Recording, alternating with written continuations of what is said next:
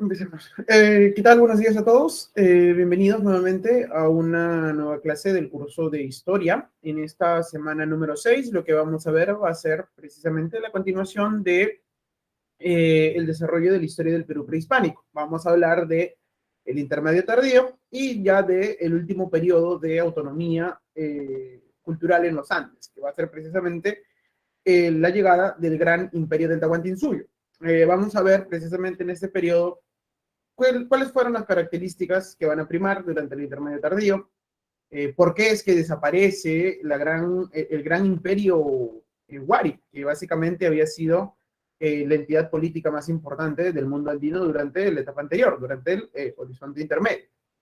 Pues bien, vamos a ver también cómo de todos estos reinos que van a aparecer, señoríos, y unos más complejos que otros, hablando política y socialmente, de todos estos, el que se va a lograr imponer sobre el mundo andino van a ser precisamente los incas, generando entonces esta gran expansión y la creación del gran imperio del Tahuantinsuyo. Ahora bien, los incas, al igual que este periodo, van a ser en un inicio, bueno, al igual que las demás culturas de este periodo, del intermedio tardío, que es la primera etapa que vamos a ver, van a ser también un señorío pequeño, independiente, que va a iniciar precisamente las negociaciones de poder y ampliación de su poder primero en la zona del Cusco, en donde logran consolidar su dominio, y luego de ya enfrentamientos con otros reinos provenientes de otras regiones, sobre todo con los chancas, van a iniciar su proceso de expansión, porque los incas también van a tener dos etapas.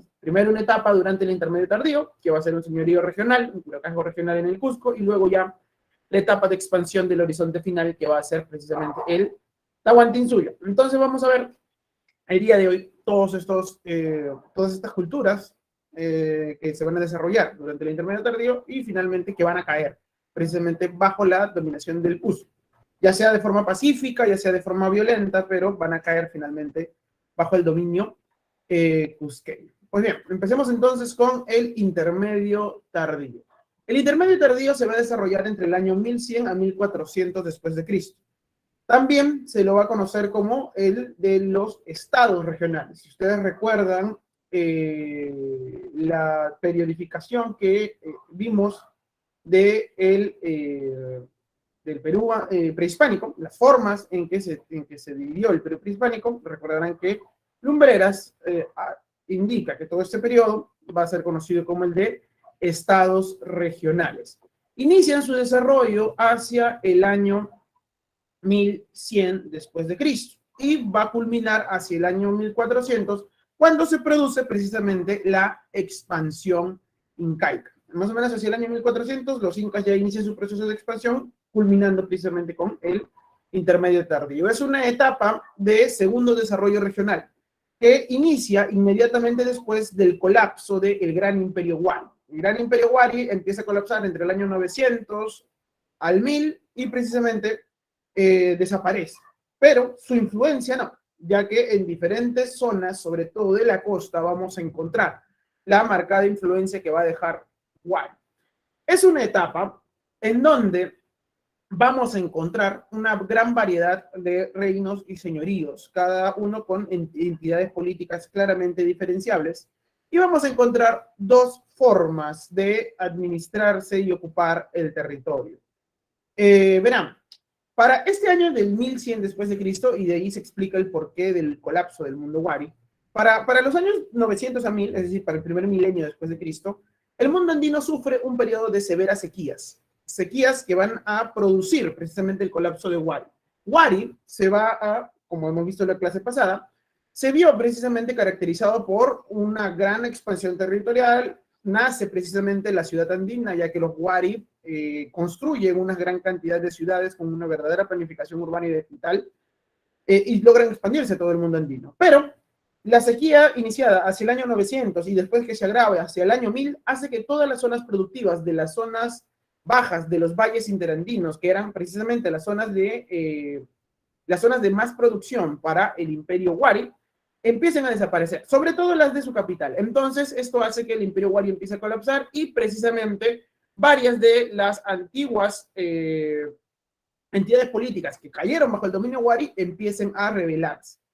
En la Sierra Central, entonces, y en la Sierra Sur, lo que vamos a tener es que esta severa crisis hace que el gobierno Wari decaiga y, evidentemente, la ciudad Wari desaparezca.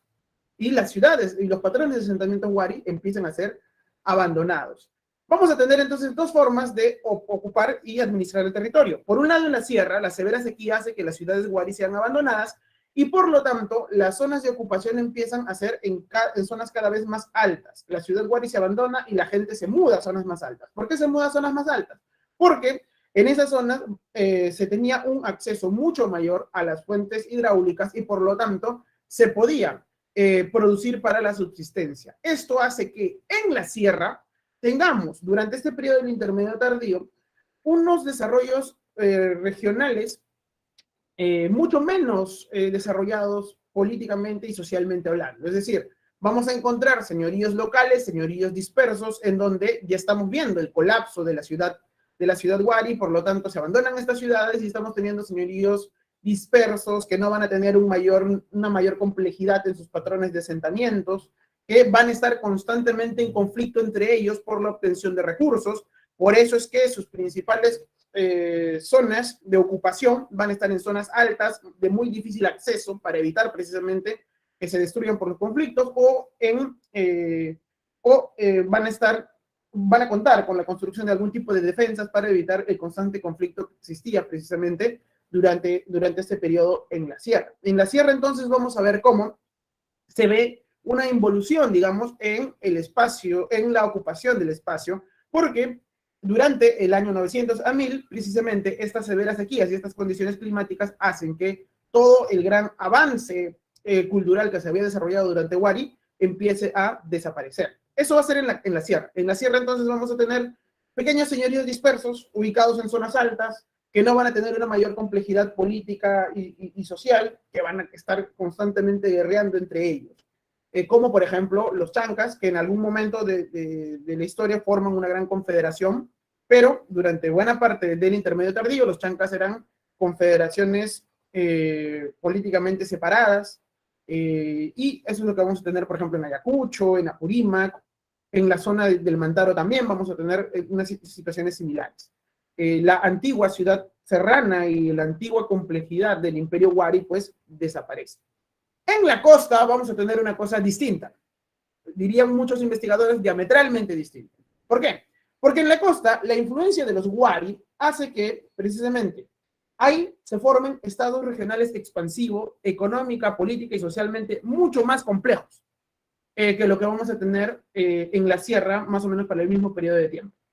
En la costa vamos a tener verdaderos dominios políticos y la aparición de verdaderos imperios en expansión. Por ejemplo, vamos a tener a los Sicán que van a caer bajo el dominio Chimú y probablemente los Chimú sean la entidad política más grande y más importante de toda la costa durante este periodo del intermedio tardío. Se dice que los Chimú incluso, debido a su proceso expansivo, van a llegar a dominar el 60% de las tierras cultivables de la costa, lo cual es evidentemente una barbaridad. Los ejércitos Chimú van a tener precisamente, por ejemplo, su capital en Chanchán y van a iniciar un proceso de expansión para el control y el dominio de los recursos en la costa. En la costa entonces vamos a tener, por ejemplo, la aparición de colosales entidades urbanas como Chanchán, pero no va a ser la única y no van a ser los Chimú los únicos, ya que vamos a encontrar también en la costa central la aparición, por ejemplo, de los señoríos Ichmas, que también van a tener una importante actividad de construcción urbana y una importante organización social, política y económica.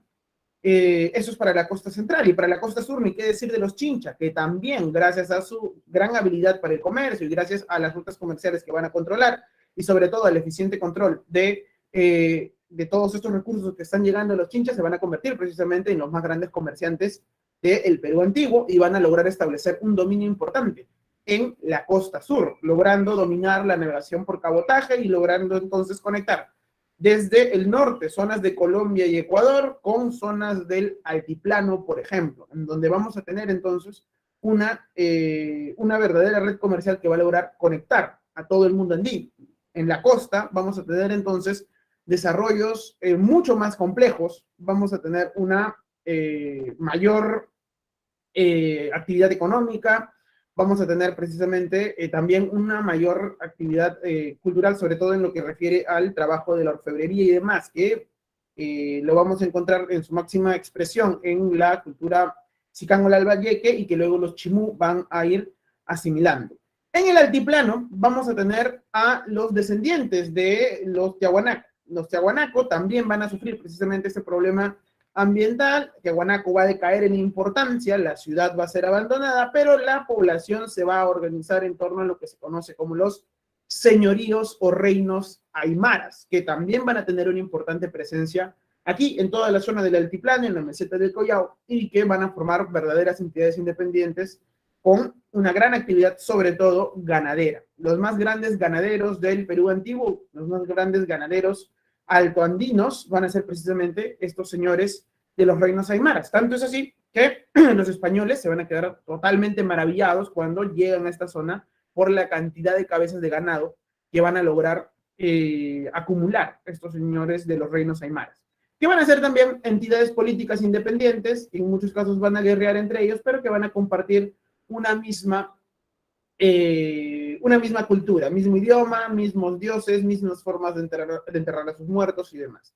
Pues bien, todas estas son, a grandes rasgos, las culturas que se van a ir desarrollando durante el intermedio tardío. Recuerden, en la sierra, en la sierra vamos a tener señoríos dispersos, un menor nivel de complejidad en la organización política, social y económica. Se entiende, producto del colapso medioambiental que va a sufrir precisamente todo este territorio hacia el año 900 y 1000 después de Cristo.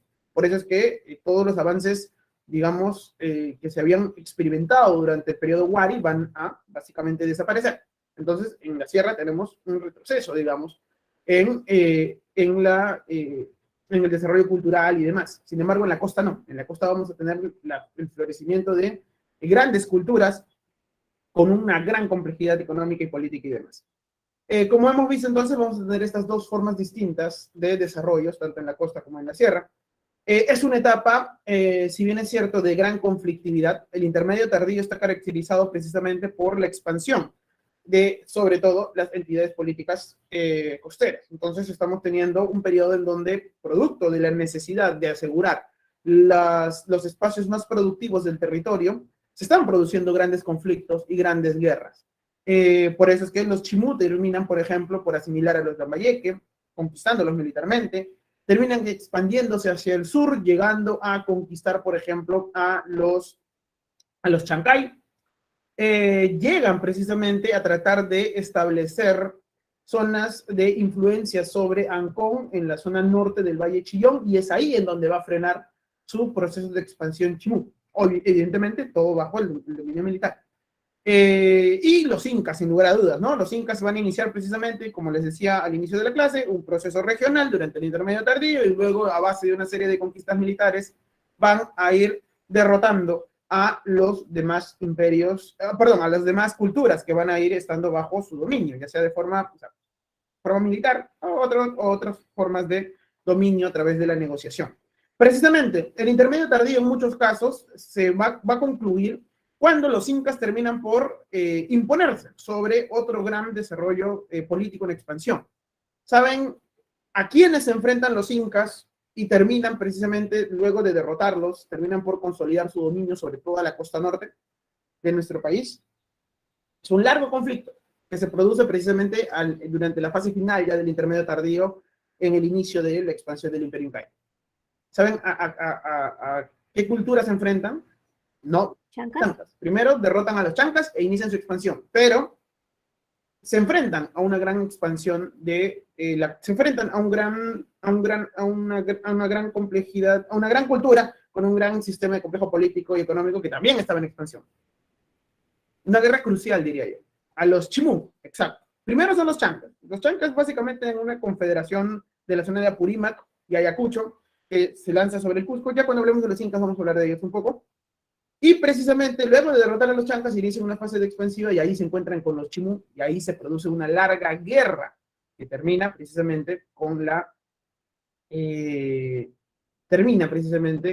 victoria incaica, y precisamente todo el gran reino chimú cae bajo el dominio incaico, consolidando precisamente el dominio de los incas sobre todo este vasto y amplio territorio. Ahora bien, los incas van a ser los ganadores, digamos, de todo este periodo, al final, porque van a terminar dominando a todo el periodo, a todo el territorio y a todas las culturas de ese intermedio tardío. Sin embargo, los incas no van a imponer solo su forma de cultura, no van a imponer su forma de ver el mundo o sus tradiciones, sino van a asimilar varias de las tradiciones culturales de estos pueblos que caen bajo su dominio y las van a utilizar para su propio beneficio. Por eso es que a los incas también se los considera como cultura síntesis. ¿Por qué cultura síntesis? Porque todos los avances tecnológicos que los incas van observando y que van a lograr conocer debido a su expansión van a ser utilizados para el provecho y para la organización del mismo estado del Tahuantinsuyo. Pues bien, entonces ese intermedio tardío se caracteriza también se caracterizan por por un alto nivel de conflictividad en todo el mundo andino. Hay guerras constantes. Se alían con los Ichmas más que con los Collis. De hecho, los Collis fueron de toda la zona del valle del Chillón, de Lima y de Lurín, fueron los únicos que se ponen o tratan de evitar el dominio incaico. No sé si alguno de ustedes es del Cono Norte, pero en la zona de Comas hay un lugar al costado del hospital de Coyique que se conoce como Fortaleza Coyique. Más que fortaleza, al parecer era un templo importante, pero que fue utilizado, según algunas referencias históricas, fue utilizado precisamente por los Coyi para presentar una defensa totalmente, precisamente férrea y radical en contra de la expansión incaica. Los Coyi también pertenecen a este periodo del intermedio tardío.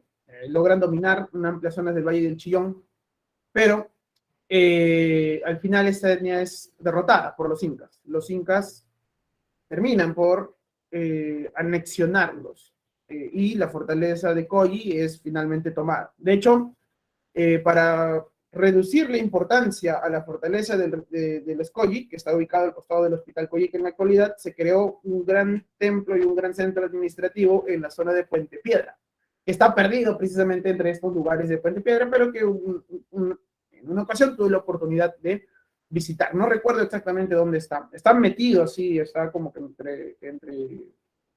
entre los barrios así de Puente Piedra, pero ahí los incas construyen precisamente un centro administrativo para restarle importancia a los Collis. Los Collis se ubicaron precisamente en la zona de Coyique, en la entrada de Coyique, ahí está, y ahí viene el nombre, imagínate, de los Collis y de toda la zona. Pues bien, como les decía, como estamos viendo, alto nivel de conflictividad por el control de las zonas productivas, pero también un alto nivel de contacto comercial. Durante el intermedio tardío se terminan por consolidar las redes de comercio. De todos los comerciantes, los más famosos van a ser los Chincha, evidentemente, pero no son los únicos. Los Chimú también se van a dedicar al comercio. Los Ichma también, sin ninguna duda, los reinos aymaras también. Cada comerciante va a estar protegido por la entidad política a la que pertenecía. Entonces, si bien es cierto, hay un alto nivel de conflictividad, también hay un alto nivel de contacto comercial. Sin lugar a dudas, los Chincha van a ser los más famosos, pero también las otras culturas se dedicaban intensivamente al comercio.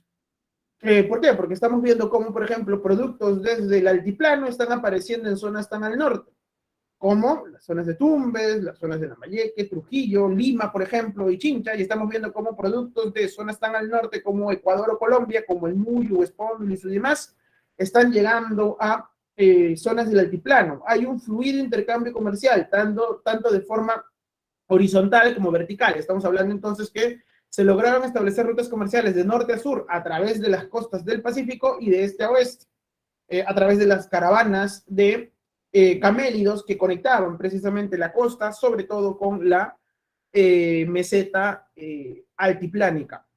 Entonces, estamos viendo una constante actividad comercial durante este periodo del intermedio tardío. La alfarería durante este periodo se producen masas, se usan moldes para su producción y lamentablemente durante ese periodo del intermedio tardío la calidad alfarera decae, tanto en uso de colores, en uso de formas, la calidad de los alfareros durante ese periodo del intermedio tardío decae. Por eso es que les decía la clase pasada que durante el intermedio temprano se va a producir la aparición de los más grandes ceramistas del Perú antiguo. Durante este periodo, por algún motivo, la práctica alfarera básicamente decae en calidad, sobre todo. Se dejan de utilizar la gran cantidad de colores y formas que habían aparecido durante el periodo anterior, durante el intermedio temprano. Bien, pues bien, estas van a ser entonces las principales características de ese periodo del intermedio temprano, que va a ir desde el año del intermedio tardío, perdón, del 1100 al 1400 después de Cristo. Bien, en la zona de Lima, principalmente en los valles de los ríos Lurín y Rímac, se va a encontrar a la gran cultura Ichma. ¿Algunos de ustedes han escuchado hablar antes de los Ichmas? Dentro de la ciudad, dentro de Lima, vamos a encontrar una gran cantidad de huacas, una gran cantidad de sitios arqueológicos que provienen precisamente de esta cultura llamada como la de los Ichmas, que precisamente van a tener el dominio sobre los valles del río Lurín y del río Rímac. ¿Alguno de ustedes ha escuchado hablar de la huaca Mateo Salado? ¿O alguno de ustedes vive por la huaca Mateo Salado?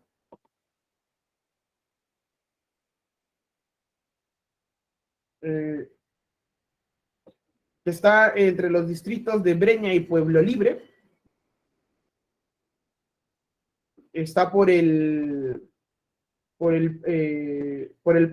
Plaza de la Bandera. ¿Alguno de ustedes vive por la Plaza de la Bandera, compañeros?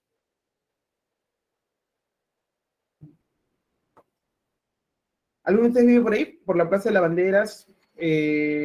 ¿Ubican la Universidad Católica? ¿Ubican la Universidad Católica? Ya, bien. ¿Ubican la Universidad Católica? Sí, caminan por... ¿cómo se llama esta avenida? Déjenme ubicarme, ¿cómo se llama esta avenida? Ya. Si llegan a la Universidad Católica y caminan por la avenida Mariano Cornejo y se van de frente, van a terminar llegando a lo que se conoce como la Plaza de la Bandera. Precisamente en esa Plaza de la Bandera, al costado, hay una gran huaca, un gran templo, un gran sitio arqueológico, que es el complejo arqueológico Mateo Salado, que precisamente pertenece a la cultura Ichma del periodo del intermedio tardío. Esta va a ser, por ejemplo, una de las tantas huacas que vamos a encontrar en este lugar. Los Ichma van a ser una serie de señorías que van a tener el control sobre los valles del río Lurín y Rímac. Ellos se van a quedar, por ejemplo, con el dominio y el control administrativo de el templo y oráculo de Pachacamac. Creo que sí les he hablado de Pachacamac, que es básicamente este oráculo que se va a convertir en uno de los oráculos más importantes de toda la costa central. Los Wari van a tener la ocupación y el dominio de este lugar. Los Wari, de hecho, van a ser los que le van a dar un mayor nivel de monumentalidad al sitio de Pachacamac. Sin embargo, cuando los Wari desaparezcan, los Ichmas, con influencias evidentemente de Wari, se van a quedar dominando todo este territorio y ellos se van a quedar precisamente con la administración y el dominio del oráculo de Pachacamac. Ahí los Ichmas van a construir entonces nuevas pirámides, nuevos sitios de ocupación para la residencia de la élite. Van a ser señorías dispersos. De hecho, vamos a encontrar, por ejemplo, algunos de ustedes viven por San Martín de Porres, en la zona de Palau, en donde venden cerámicas y mayólicas. Si alguno viaja por la Panamericana, por la Panamericana Norte, ahí hay una zona que se conoce como la zona de Palau, y ahí está ubicada también, por ejemplo, la Huaca Palau, que pertenece precisamente a a este periodo también del intermedio tardío. No sé si ustedes conocen o vivan por ahí, que pertenece también precisamente a periodo, periodo de la cultura Ichma. Y así, vamos a encontrar entonces dentro de la ciudad una gran cantidad de huacas, de templos que pertenecen a este periodo cultural, y sobre todo a estos señoríos Ichmas que van a ser asimilados precisamente por los incas cuando terminan por adentrarse en la costa central. Ahora, Pachacamac, volviendo a Pachacamac, se convierte en un oráculo importante. Desde diferentes partes del mundo andino llegaban a rendirle culto al oráculo de Pachacamac. ¿Cómo es que sabemos que llegaban de diferentes partes del mundo andino? Debido a la gran cantidad de ofrendas que se han encontrado en Pachacamac, que son de zonas distintas a la de la costa central. Pachacamac va a ser un oráculo y un dios subterráneo. Se le van a atribuir poderes sobre los temblores, poderes sobre las aguas y demás, debido a su ubicación en la costa. Ahora bien, durante mucho tiempo entonces, desde diferentes partes del mundo andino, llegan a rendirle culto a Pachacamac. Los incas van a terminar por anexionar también Pachacamac, pero aquí vamos a encontrar una particularidad. Cuando los incas llegan a dominar toda esta zona de la costa central, van a coger Pachacamac y lo van a meter dentro de su panteón. Sin embargo, los incas tenían la prerrogativa de que Inti, el dios importante, siempre iba a ser mayor, iba a tener más preponderancia que el dios local. Por eso es que si ustedes viajan o visitan el sitio arqueológico de Pachacamac, van a poder ver un templo chiquito, que era el lugar en donde estaba el oráculo de Pachacamac, y al costado van a ver una cosa colosal, pero inmensa, pues, que es una construcción en barro que es de origen incaico, que es un templo al sol. Entonces, ¿qué es lo que hacen los incas? Los incas reconocían la importancia o reconocieron la importancia de Pachacamac, pero para ellos el sol tenía que ser más importante, y por eso es que al costado construyen una cosa pero mucho más inmensa, que va a ser el templo al sol, que está ubicado dentro del sitio arqueológico de Pachacamac. Ahora bien, cuando los españoles llegan a esta zona del valle central de Lima, van a encontrar Pachacamac. De hecho, los relatos de los cronistas señalan que cuando estuvieron a punto de ingresar a Pachacamac hubo un gran terremoto, hubo un gran sismo que causó gran pánico, sobre todo en los lugareños, pero también dentro de los conquistadores españoles que llegaban a esta zona. Por eso es que los españoles identificaron a Pachacamac como si fuera una especie de demonio o algo por el estilo, sobre todo cuando se enteraron de que era un dios subterráneo. Por eso es que muchos dicen que Pachacamac, según los españoles, era el demonio que engañaba precisamente a los antiguos andinos, y al enterarse que precisamente de diferentes partes del mundo andino llegaban aquí, pues los españoles ya se terminaron por convencer de que este era el demonio y demás. Por eso es que cuando ingresan al templo de Pachacamac lo destruyen. Los españoles destruyen el templo de Pachacamac, que además, por ser un dios marino, las principales ofrendas que se le daban eran precisamente de focas y pescado, y por eso es que el olor del templo de Pachacamac era muy fuerte.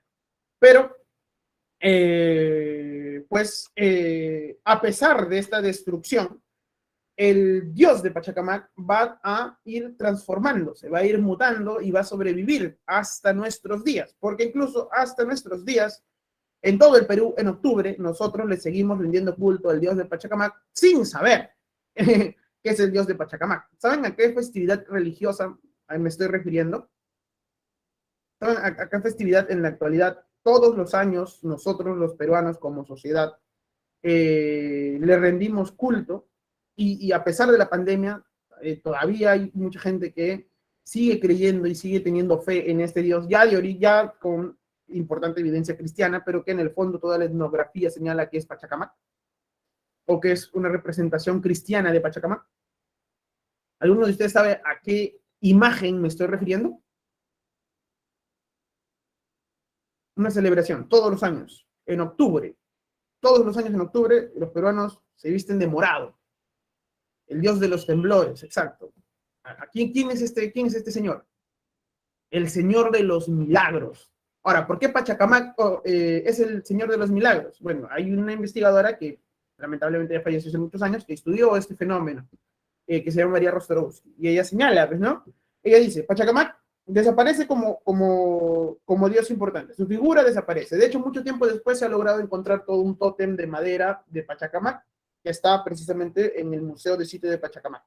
Pero lo cierto es que esta iconografía de Pachacamac, al parecer, durante el colapso demográfico de la costa central, empieza a decaer su culto. Sin embargo, la población lugareña del local todavía tiene recuerdos de Pachacamac. Cuando llega la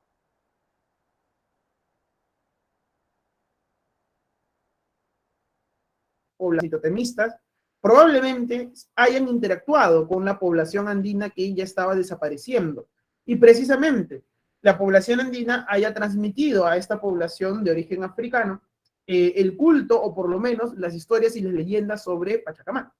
Y esta tradición y estos mitos sobre la existencia de Pachacamac y demás hayan influenciado ¿para qué? Para que esta población ya de origen de origen africana, que se encontraba habitando en las zonas de Pachacamac o de Pachacamilla, hayan utilizado precisamente esta influencia religiosa de los antiguos nativos que pasan a desaparecer, para empezar a atribuirle a esta imagen del Cristo crucificado las mismas atribuciones de Pachacamac. Es decir, controlar el subsuelo, el dios subterráneo y demás, pero con una iconografía evidentemente cristiana. Y esto ha hecho que la esencia de Pachacamac, y es decir, los poderes de Pachacamac, hayan sido transmitidos hacia la iconografía cristiana del Señor de los Temblores, es decir, del Señor de los Milagros, y luego ya a través de la gran cantidad de sismos y demás cosas que va a pasar en Lima durante la época virreinal y actualmente,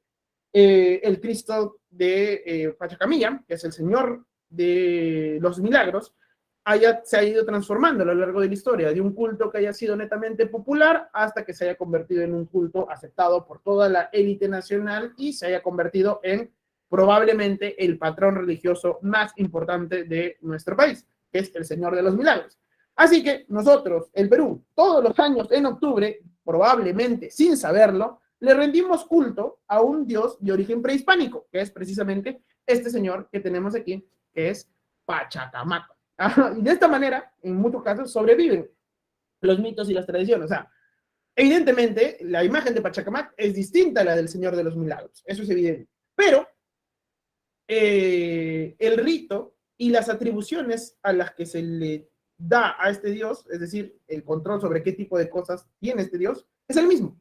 Así que la antropología y la etnohistoria ya señala que Pachacamac es el Señor de los Milagros, solo que transformado. Y de esta manera Pachacamac ha tenido, digamos, la habilidad de poder seguir siendo adorado a través ya de otra iconografía. Y esto pasó en la cultura Ichma. El oráculo de Pachacamac va a ser importante durante este periodo. Ahora bien, si ustedes quieren ver al oráculo de Pachacamac, es decir, si quieren ver a este ídolo en vivo y en directo, pueden ir al Museo del Sitio de Pachacamac, en donde una de sus principales muestras museográficas es precisamente esta representación del ídolo de Pachacamac, que es una madera tallada, que está básicamente ahí y que fue encontrado en el templo de Pachacamac. Los Ichma, entonces, señores, que van a tener el control sobre el valle de Lurín y Rímac.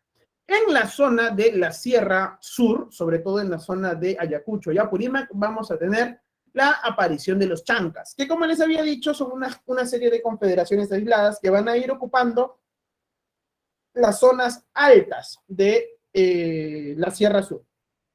¿Por qué ocuparon las zonas altas? Porque evidentemente los valles bajos van a entrar en crisis productiva, producto de la sequía del año 900 al 1000, desaparece precisamente los Wari. Ellos son básicamente los herederos de estos Wari que desaparecen producto de estos problemas climáticos. Ellos entonces empiezan a ubicar las zonas más altas y se forman en confederaciones independientes que en muchos casos van a entrar en conflictos entre ellos. Se pueden identificar dos, digamos, grupos étnicos diferenciados de los chancas, los Urin chancas y los Aran chancas, es decir, los chancas de arriba y los chancas de abajo. Al parecer, en algún momento durante el periodo del intermedio tardío, los chancas, sobre todo los Haranchancas, van a formar una gran confederación que van a iniciar un proceso de conquistas que van a llegar hacia la zona de El Cusco. Y ahí es en donde se va a producir la famosa guerra contra los chancas, que hasta el día de hoy todavía los arqueólogos y los historiadores debaten si esta guerra se realizó o no. Nosotros aceptamos que esta guerra se produjo, ¿por qué? Por la gran cantidad de referencias etnográficas que tenemos, es decir, una gran cantidad de información que han sido recopiladas por los conquistadores españoles. Lo cierto es que luego de este enfrentamiento entre cusqueños y chancas, se va a producir el inicio de la expansión de las conquistas incaicas. Son precisamente estos chancas los que son derrotados por los incas, particularmente por el inca Pachacuti, que es el que obtiene ese nombre luego de su victoria sobre los chancas. Los chancas van a tener principalmente sus zonas de origen, sus zonas de ocupación, las lagunas de Choclococha y Urcococha. Estos van a ser entonces estos señores que lograron dominar las zonas altas de Apurímac, Ayacucho y Huancavelica. Perdón. En la costa norte vamos a tener a los Sicán. Los Sicán van a ser una cultura que se va a ubicar en las zonas de Lambayeque, sobre todo. Aquí vamos a encontrar centros arqueológicos importantes como el complejo Sicán en el bosque Pomac o Tucumán, que son una serie de pirámides en la zona de Lambayeque. Se van a desarrollar entre el año 700 después de Cristo al 1350 después de Cristo. En esa fecha van a caer conquistados por los chimús. Los chimús terminan conquistando a los Lambayeque en su expansión hacia el norte. Su principal figura mítica va a ser Nailam, que va a ser este supuesto rey que viene de más allá del mar y que precisamente funda a la cultura Lambayeque. Es, digamos, su héroe fundacional, su héroe mítico fundacional. Vamos a encontrar una élite que se va a decir descendiente de Nailam, y vamos a encontrar luego de esta élite a una serie de administradores que eran los que recaudaban los tributos. Vamos a tener a los artesanos, que eran los que producían los bienes de lujo, tanto para la élite como para el intercambio, y por último vamos a tener a campesinos, que eran los que trabajaban en el campo y producían los excedentes. Es una agricultura intensiva. Su principal fuente de producción va a ser la construcción de sistemas hidráulicos. Los Lambayeque van a lograr articular los valles de Requesaña, Lambayeque y La Leche, logrando entonces formar una importante red de canales que permitieron que puedan gozar de una gran producción agrícola. Estos señores de los Lambayeque van a utilizar en muchos casos la misma red de canal que habían dejado sus antecesores, los Moche. Entonces, lo que van a hacer estos señores es utilizar estas redes de canales y luego ampliarlas para poder obtener una mayor cantidad de tierra para la producción agrícola. Bien, sus sitios arqueológicos más importantes van a estar ubicados, por ejemplo, en Lambayeque, en donde vamos a encontrar el complejo Batán Grande. Aquí vamos a encontrar una serie de pirámides con rampas en forma de T. Aquí vamos a encontrar nuevamente los famosos adobes marcados, que ya lo habíamos encontrado en la arquitectura Moche. Aquí nuevamente los Lambayeque, al parecer, utilizaron una forma similar en la construcción de sus complejos arquitectónicos. Ahora bien, en lo que más van a destacar los Lambayeque, sin lugar a dudas, va a ser en la orfebrería. Los Lambayeque van a ser los más grandes orfebres del Perú prehispánico.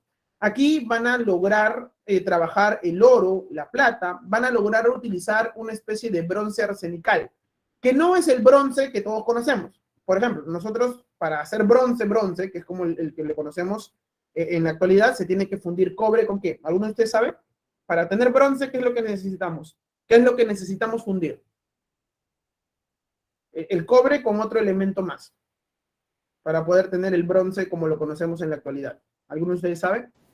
¿Estaño? Exacto, compañero. Se tiene que fundir bronce con estaño. Una vez que se funde cobre con estaño, una vez que se funde el cobre con el estaño, tenemos el bronce. Aquí en el mundo andino no vamos a tener eso. Lo que vamos a tener va a ser el famoso bronce arsenical. ¿Qué es el bronce arsenical? Es básicamente la fundición de cobre con arsénico. Y este también va a ser un metal que va a ser utilizado precisamente por los SICAM, que van a conocer entonces este trabajo. Y también van a utilizar, sin lugar a dudas, la tumbaga, que es esta especie de aleación de cobre con oro o cobre con plata. No sé si lo dije aquí, pero cuando los españoles llegan precisamente aquí al Perú, se van a quedar maravillados por la gran cantidad de oro y plata que hay. Pero cuando se lo llevan a Europa para fundirlo, se van a dar cuenta que la mitad era cobre y el resto era plata y oro o el metal precioso que estuvieran buscando. Pues bien, de ellos van a venir las máscaras funerarias y los tumis más famosos de toda la costa peruana. De hecho, el tumi más famoso de todo el Perú prehispánico va a venir de la cultura sicano lambayeque, que es el famoso tumi de Ilimo, que era, en su tiempo, fue uno de los descubrimientos arqueológicos más importantes, ya que era un tumi hecho en oro que básicamente nunca antes se había encontrado algo similar. Si bien es cierto, los tumis son tienen su origen en los moches, ya que son los primeros en donde podemos encontrar esta forma de cuchillo. Los que van a construir los tumis más legendarios van a ser estos señores de los Sicán. ¿Alguno de ustedes sabe qué le pasó al tumi de Ilimo? Ya que ni ustedes, ni yo, ni mis hijos van a poder ver el tumi de Ilimo en vivo y en directo nunca más. ¿Alguno de ustedes sabe cuál fue la triste historia del tumi de Ilimo? Este tumi que aparece en las monedas de un sol, o que aparece en las laminitas escolares y demás. Es que no solo desapareció, sino la tragedia del tumi de Ilimo es mucho peor todavía que el hecho de que haya desaparecido y ya. ¿Alguno de ustedes sabe qué le pasó a este tumi? Bueno, no saben, se los cuento de manera rápida. En el año de 1981, exacto, compañero Fred, se lo robaron, pero no solo se lo robaron, sino es algo mucho peor el hecho de que... Lo fundieron, ¿no? Exacto, compañera Paloma, lo fundieron. O sea, se los cuento rápido. En el año del 81 lo roban. Al parecer, los rateros, los delincuentes, sabían por dónde acceder a la bóveda, y no solo se roban el tumi, sino se roban algo de 100 piezas, más de 100 piezas de oro, con el tumi incluido. Se empieza a buscar el tumi por todo sitio se empieza a buscar el tumi, pero nunca se encuentra. Se tenía la esperanza de que el tumi haya sido vendido a el comercio negro, al comercio ilegal, pero lamentablemente no fue así. ¿Por qué lamentablemente no fue así? Porque si el tumi hubiera sido vendido al comercio ilegal, ahorita tendríamos la oportunidad de recuperarlo, ¿no? Sin embargo, al parecer, los rateros lo que hacen es partirlo y fundirlo para que precisamente entre ellos se puedan dividir el oro que habían logrado sustraer del Museo de Historia y Antropología. Y de esta manera, entonces, lograr obtener pues, su botín, ¿no? Lo más triste es que se descubre que el tumi fue fundido cuando se encuentra a uno de estos ladrones tratando de intercambiar una parte del tumi por un poco de cocaína, por un quete de pasta básica de cocaína. Ahí los policías se dan cuenta, chample, este era el tumi, ¿no? Que fue sustraído del Museo de Historia Natural y Antropología, que está ubicado en Pueblo Libre. Este era parte del tumi, ¿no? O sea, el malhechor, el delincuente estaba intercambiando una parte del tumi por un quete de pasta básica de cocaína, y ahí se encuentra de que el tumi fue destruido. Y esta es la triste historia del tumi. No solo se contentaron con robarlo, sino lo trocearon y lo fundieron, como dice la compañera que habló hace un momento. Pero no solo eso, sino que se descubre que al parecer el ratero no sabía la importancia del tumi, y por eso es que para él pues estaba intercambiando por un quete de pasta básica de cocaína. Muy bien, es importante cuidar nuestro patrimonio para que no pase lo que le pasó al tumi, y para que nuestros descendientes y ustedes y yo y todos los peruanos puedan gozar del patrimonio histórico de nuestro país. Lamentable. Por eso es importante cuidar el patrimonio.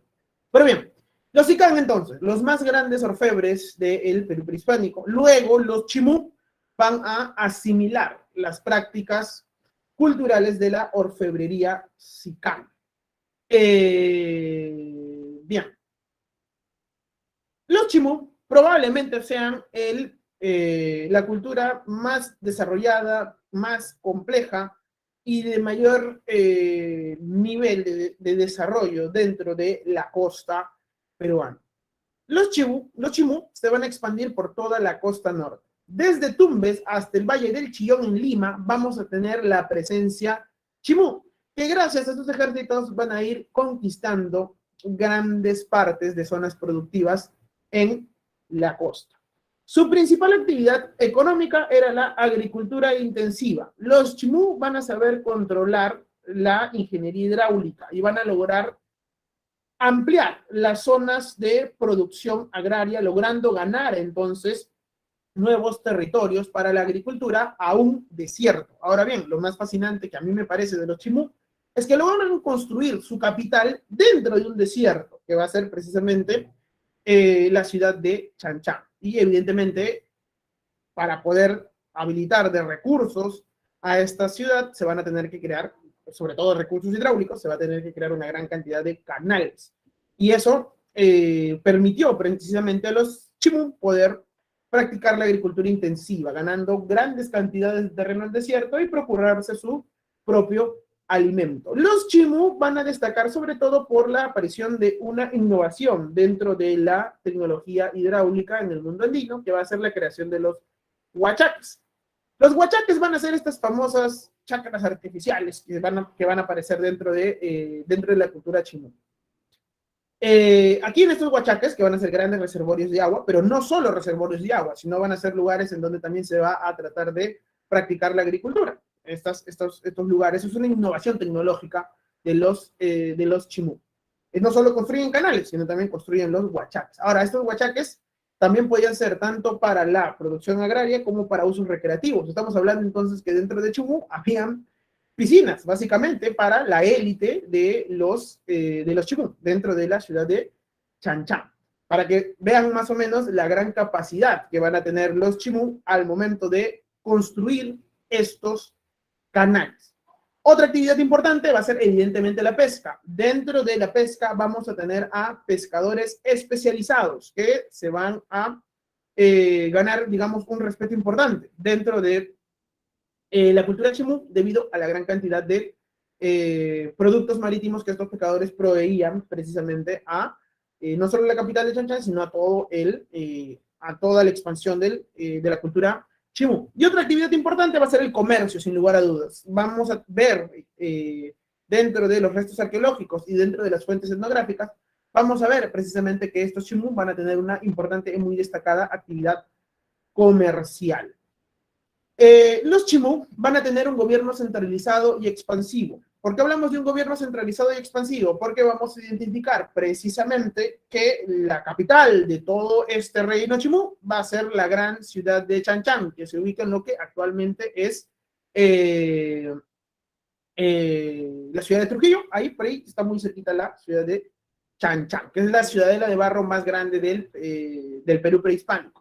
Vamos a encontrar también que a partir de Chanchán, los chimú van a ir creando una serie de centros administrativos a lo largo de los territorios que se van a ir expandiendo. Centros administrativos que le van a permitir a los chimú, ¿qué cosa? Recolectar recursos y tributos desde diferentes partes del mundo de la costa para precisamente utilizarlos dentro de Chanchán. Centros administrativos como cuáles: Galindo, Farfán, Cabeza de Vaca, El Brujo, Tucumé y demás.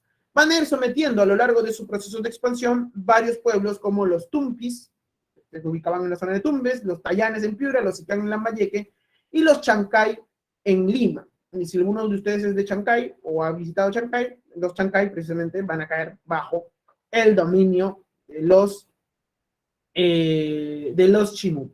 Podemos observar precisamente dentro de la expansión de los chimú dos etapas claramente marcadas. Una primera, que es esta primera expansión hacia el Valle del Jequetepeque al norte y el Valle del Virú al sur, y una segunda ya en donde se logra conquistar el reino Sicán, se expande hasta Tumbes por el norte y dominan el Valle del Chillón por el sur. Al parecer, los chimú nacen por influencia de los lambayeque, y luego de que los chimú logran consolidarse hacia estas zonas de Chanchán, de Trujillo y demás, inician el proceso de expansión, terminando por paradojas de la vida, anexionar y conquistar a los lambayeque.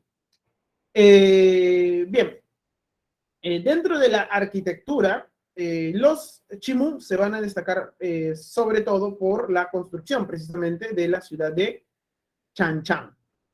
Sin lugar a dudas, la ciudad de Chanchan es la expresión más grande de la arquitectura Chimú. Se construyó en base de adobes de barro, es la ciudad de barro más grande de América. Vamos a encontrar aquí 10 ciudadelas amuralladas para cada gobernante. Esta ciudad de Chanchan va a estar adornada por una serie de frisos, los famosos frisos modelados, que tenían representaciones de la fauna marina y que van a ir adornando cada una de las paredes de esta ciudad de Chanchan. Ahora bien, ¿qué es lo que sucede con los Chimú? Al parecer, según toda la investigación arqueológica y también las fuentes etnográficas, cuando el rey de los Chimú moría, su sucesor obtenía el cargo, obtenía el título de rey, pero no obtenía su riqueza ni su fortuna. ¿Me están siguiendo? Es decir, yo heredo de mi padre el título de rey, heredo de mi padre el poder, digamos, político y religioso, pero no heredo su fortuna ni su palacio. Yo como nuevo soberano lo que tengo que hacer es construirme mi propio palacio y granjearme mi propia riqueza. ¿Por qué? Porque el resto de la familia del antiguo soberano es el que se quedaba con toda la herencia, digamos, de riquezas y demás. Entonces, ¿qué es lo que pasaba? Cuando un rey asumía el mando dentro de los Chimú, este rey era el que tenía que crear su propio palacio. Por eso es que en la ciudad de Chanchan vamos a encontrar 10 ciudadelas amuralladas, porque pertenecían a cada uno de los reyes que habían vivido. Y ahí también se explica por qué la necesidad de los Chimú de expandirse, porque cada soberano debía granjearse su propio poder, su propia fortuna y sus propios territorios para poder alimentar a precisamente su corte y su palacio real. Esa es la explicación de por qué en Chanchan vamos a encontrar varias ciudadelas amuralladas que pertenecían a los reyes y a las familias de los reyes que habían gobernado todo este territorio. Bien, dentro de la cerámica Chimú vamos a encontrar una cerámica de tipo escultórica, monócroma y con haz estribo. Como verán aquí, las formas y los modelos que utilizaban antiguamente en la costa norte se pierden por figuras mucho más básicas, mucho más simples. Y los colores también terminan por perderse. Y tenemos aquí precisamente esta cerámica de color negro, en donde se van a utilizar moldes básicamente para la fabricación de cerámica en masa. Aquí también vamos a encontrar dentro de los Chimú un importante desarrollo de la escultura, en donde vamos a encontrar las piezas de madera antropomorfa, que van a ser las que van a ir también adornando parte de la ciudad de Chanchan. La orfebrería va a ser también otro punto importante, en donde los Chimú van a destacar. Aquí estos Chimú van a conocer el uso de la plata, la producción de joyas y van a ir asimilando las técnicas mochica y sicán, sobre todo la de los sicán, que es la que van a terminar por aprender y utilizar luego de la conquista de los Lambayeque por parte de los Chimú. Dentro de la religión vamos a encontrar aquí al culto a la luna, Chi, al culto al Ni, Mar y Chan, Sol. Vamos a encontrar también que estos Chimú practicaban una gran cantidad de sacrificios humanos. Se ha encontrado precisamente dentro de la ciudad Chimú el complejo en donde vamos a encontrar la más grande cantidad de sacrificios humanos del Perú prehispánico. Al parecer estos Chimú, dentro de sus cultos religiosos, sacrificaban una gran cantidad de humanos, sobre todo niños, que eran precisamente una forma de adorar a sus dioses. Al parecer, el culto a la luna era mucho más importante que al sol. Sobre todo, ¿por qué? Porque si ustedes se dan cuenta, la luna brilla independientemente de que sea de día o de noche. No sé si se han dado cuenta, pero en los días en donde no hay nubes, ustedes pueden ver a la luna que sigue ahí brillando a pesar de que es de día. Y en la noche ni qué decir. O bien, hay un culto lunar, sobre todo, que es la diosa Shi. Pero también está Nimar y Chan Sol, que son otros dioses importantes dentro de la cultura Chimú.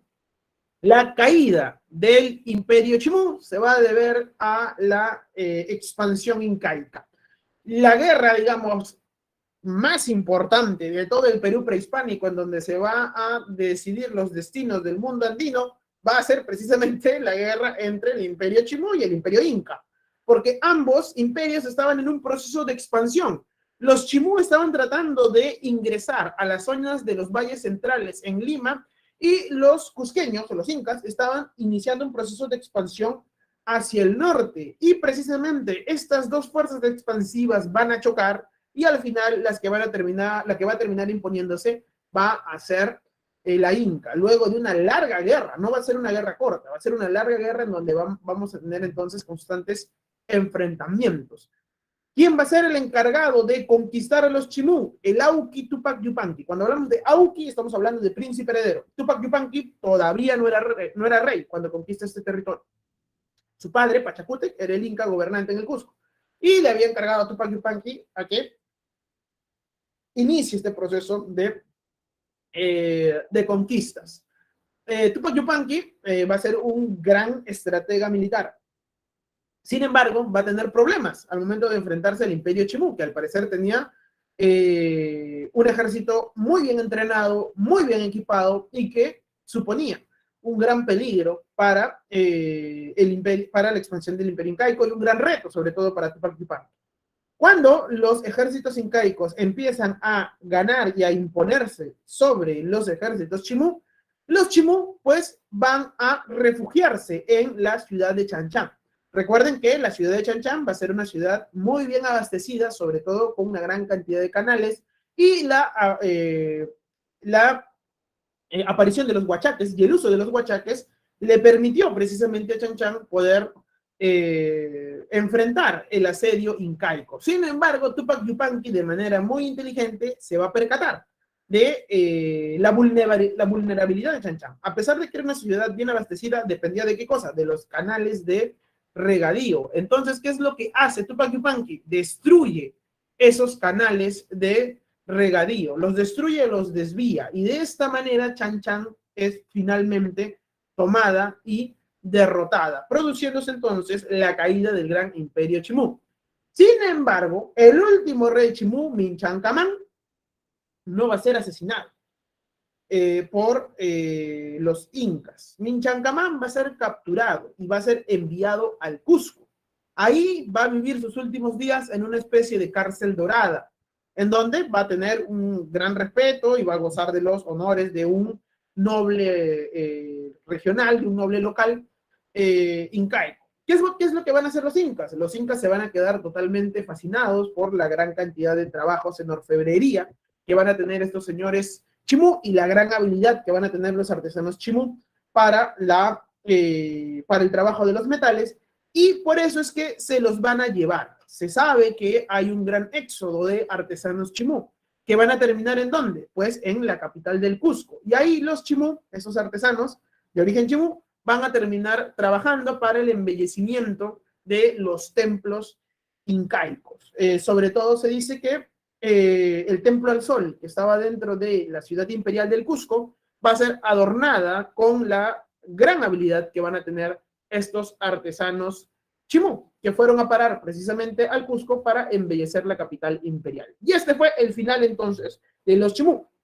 Luego de este gran enfrentamiento, los Chimú terminan siendo derrotados por los incas. Bien, los Chincha se van a ubicar en la costa sur, van a tener los dominios sobre los valles del río Ica, Pisco y Chincha. Los Chincha van a nacer por las influencias de los Wari en esta zona.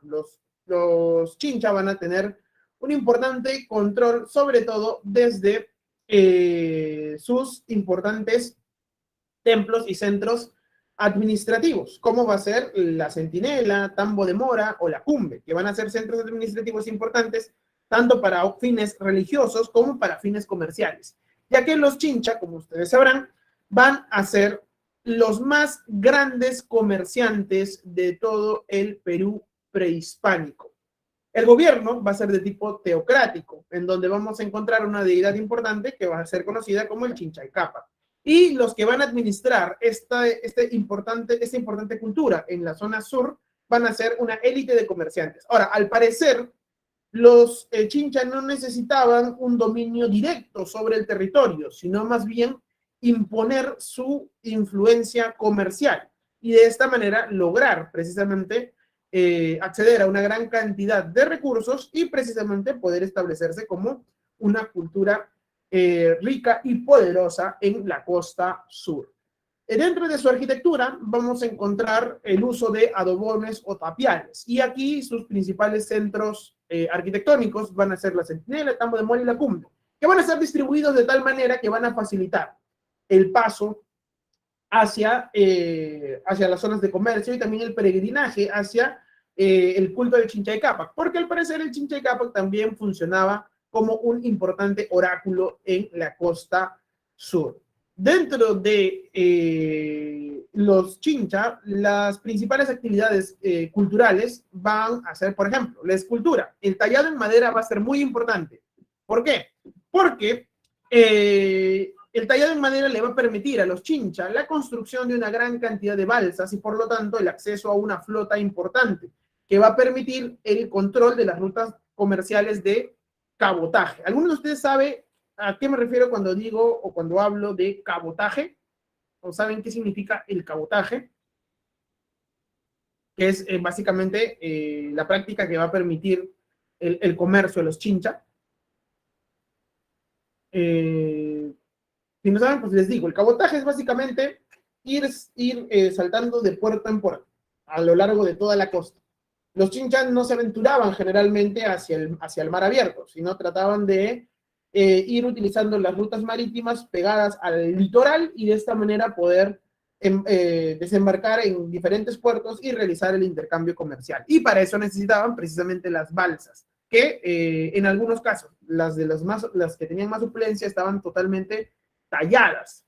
Se han encontrado remos ceremoniales tallados, vigas precisamente talladas también para la construcción de los barcos y demás. Por eso es que la escultura en madera, sobre todo para el uso marítimo, va a ser una de las expresiones culturales más importantes de los Chincha. Dentro de la metalurgia vamos a encontrar los famosos vasos narigones. ¿Han visto los vasos narigones? Aquí pueden ver precisamente estos vasos narigones que van a ser de uso ritual, evidentemente. Estos vasos narigones van a ser elaborados en plata, oro o en alguna aleación de ambos metales. Estamos hablando de unos vasos de más o menos 20 centímetros de alto. Podríamos encontrar algún tipo de decoración en forma de serpientes, peces, mazorcas de maíz, pero el punto resaltante de estos vasos elaborados en la metalurgia Chincha va a ser precisamente la nariz pronunciada, que va a ser una representación de estos vasos rituales, utilizados evidentemente por la élite. La economía, agricultura intensiva, sí, también van a tratar de habilitar grandes territorios para el cultivo, pero en lo que más se van a destacar estos Chincha van a ser, como ya les decía, el intercambio a larga distancia de productos exclusivos. Eran los que te habilitaban la mercadería en todo el Perú prehispánico. Ellos van a desarrollar lo que se conoce como el comercio triangular. ¿Por qué se le dice comercio triangular? Porque van a lograr articular la zona norte del mundo andino con la zona del altiplano y todo eso terminaba confluyendo en la costa sur. Por eso es que se formaba una red de intercambio comercial de forma triangular, como podrán ver. Los Chincha van a tener un amplio conocimiento de la navegación del cabotaje, como ya les había mencionado. Van a lograr conectar precisamente zonas tan al norte como la isla de Puná en Guayaquil con las zonas de Chincha. Todo el litoral centro y norte del Perú va a ser conectado precisamente por estos comerciantes Chincha. Y también los Chincha van a tener una importante cantidad de cabezas de ganado que les va a permitir negociar y comerciar con el altiplano.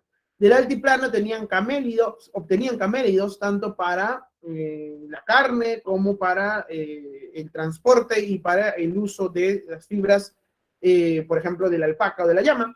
De las zonas de los valles interandinos van a obtener los Chinchas otro producto importante que es la hoja de coca. Y desde el norte vamos a tener la aparición del Muyu o Spondylus, que también va a ser un producto muy, muy requerido a lo largo de la historia del Perú prehispánico. Y sobre todo durante esta etapa, el Muyu era un producto altamente cotizado. Ahora bien, ¿por qué el Muyu es altamente cotizado? Hay varias teorías, pero se señala que probablemente el Muyu haya sido una especie de indicador climático. ¿Algunos de ustedes tienen idea de por qué el Muyu podría ser un indicativo de indicador climático y también por qué era utilizado de forma ritual en en las diferentes ceremonias religiosas del mundo prehispánico? ¿Algunos de ustedes pueden inferir por qué? ¿Por qué el Muyu? ¿Por qué no otro producto? ¿Por qué específicamente el Muyu? ¿Qué fue? Bien, compañera Dana, no pasa nada. Pero algunos de ustedes pueden inferir por qué. ¿Por qué el Muyu sirve de indicador climático?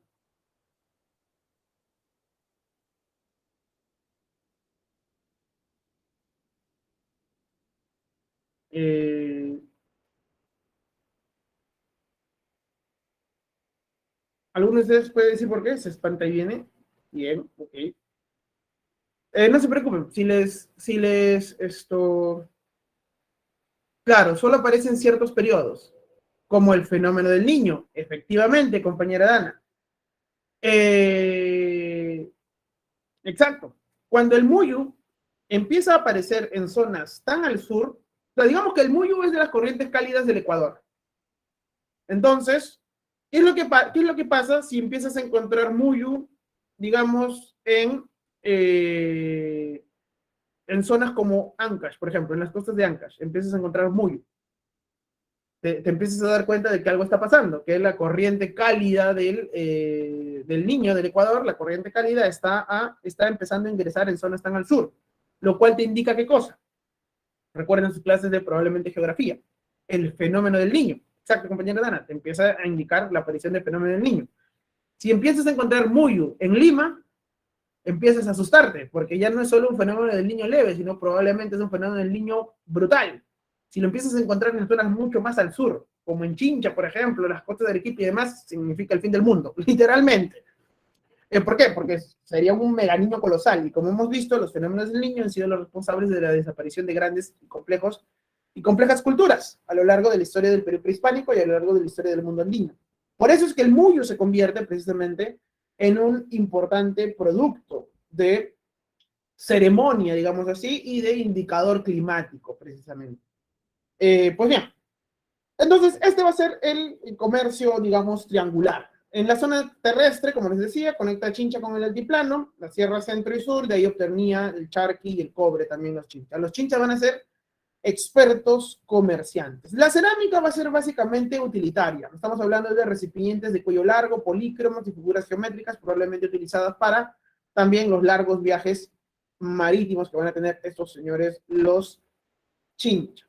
¿Cuál va a ser la caída de los chinchas? Los chinchas, como todo comerciante, no van a tener ningún problema, pero ningún problema en aceptar el dominio incaico.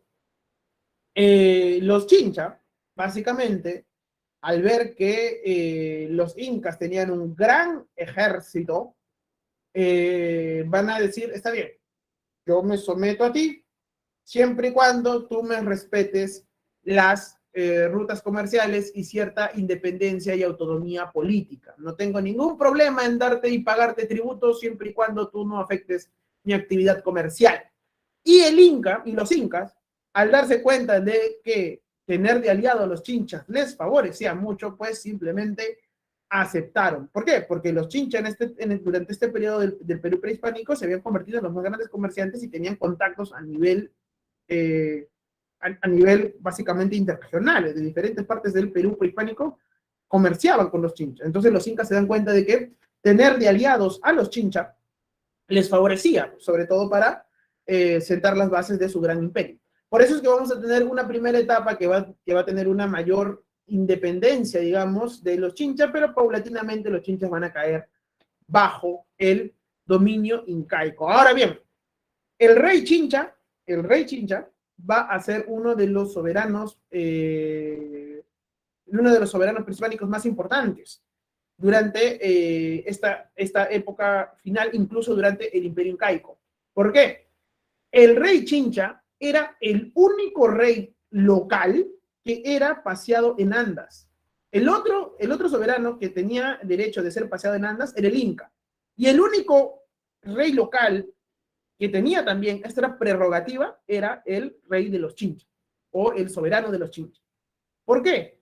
Porque al parecer la importancia de las redes comerciales Chincha hicieron que obtuviera este derecho, esta prerrogativa, este privilegio. Porque todos los demás nobles regionales que cayeron bajo el dominio incaico, así sea de manera pacífica, no gozaban de este derecho. El único en todo el imperio del Tahuantinsuyo, aparte del Inca, era el soberano Chincha. Incluso cuando Francisco Pizarro le pregunta a Atahualpa por qué este señor de los Chincha tiene esta prerrogativa, Atahualpa le responde que es uno de sus más grandes aliados, uno de sus más grandes amigos, y que cuenta con una gran flota de balsas que permite precisamente el intercambio comercial.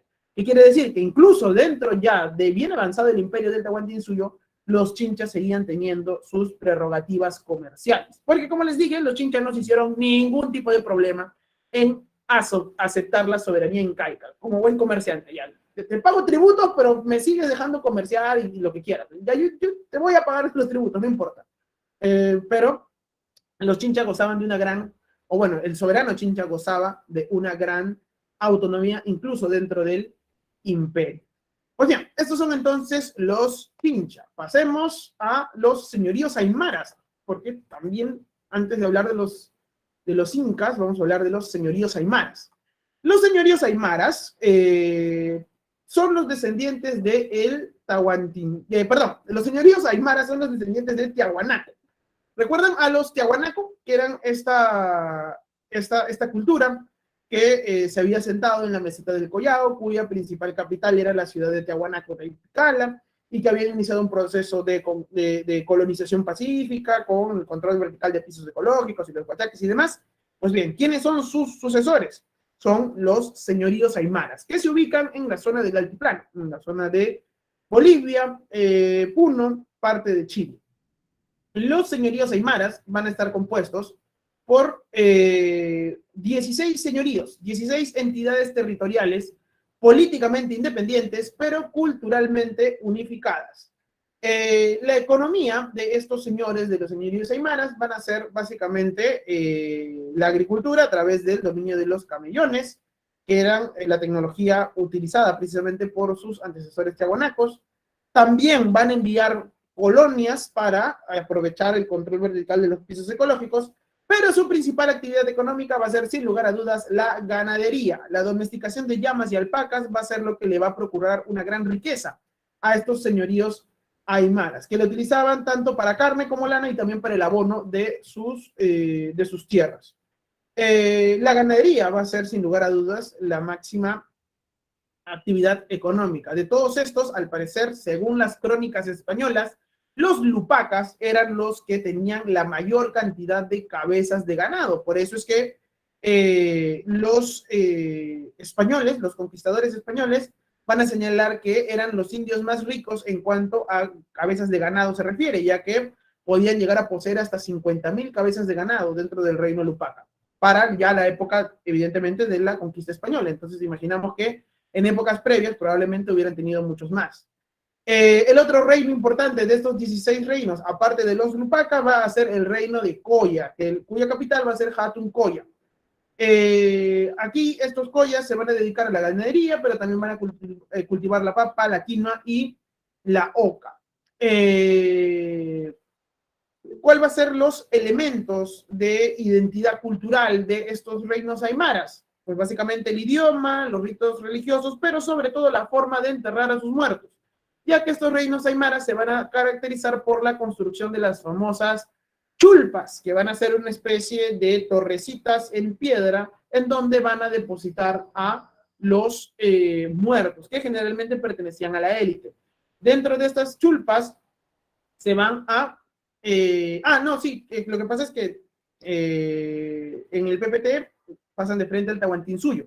Y es importante también hablar de los reinos aymaras porque también viene dentro de, o sea, está en el boletín. No sé si ustedes revisan el boletín, todas las semanas les mandan un boletín. Y en el caso de historia, también el boletín habla de los reinos aymaras. Y es importante hablar de los reinos aymaras porque son básicamente porque es un desarrollo cultural importante eh, dentro del intermedio tardío. Por eso estoy hablando de los reinos aymaras. Claro, las separatas, el boletín que les dan, yo le llamo boletín, las separatas, probablemente se los da por PDF, ¿no? Se los pasan por PDF, en donde vienen las claves y demás. ¿Recuerdan? Recuerden que al final yo digo las claves de esta semana son, ya ahí viene el boletín, y ahí viene toda la información, y recuerden que bueno, en este caso el boletín es importante, ¿no? Porque ahí está la información, así que revísenlo también el boletín. Bien, volviendo al tema, entonces los señoríos aymaras van a ser precisamente estos 16 señoríos que van a ubicarse en la meseta del Collao, en la zona del altiplano, y que van a mantener autonomía política, pero igualdad cultural. Es decir, van a mantener los mismos ritos, el mismo idioma, las mismas prácticas de asentamiento geográfico y demás. Recuerden que fueron grandes expertos en la ganadería, logrando precisamente tener una gran cantidad de cabezas de ganado, que le va a permitir generar y granjearse una riqueza importante para estos señoríos aymaras. Bien, como les decía, y ya sin dilatar más las cosas, de todos los pueblos que van a aparecer durante el intermedio tardío, que van a guerrear entre ellos por el control y el acceso a los territorios productivos, por el control y acceso a los recursos, de todos estos pueblos, los que se van a terminar imponiendo sobre los demás van a ser los incas, que van a formar el gran imperio del Tahuantinsuyo. Se va a desarrollar durante lo que se conoce como el Horizonte Tardío, y es el último imperio panandino autónomo que va a tener el mundo andino. ¿A qué nos referimos con imperio panandino? ¿Recuerdan cuando hablábamos de Chavín como cultura panandina? Que logra, digamos, llevar su influencia a diferentes partes del mundo andino gracias a la importancia de sus dioses y demás.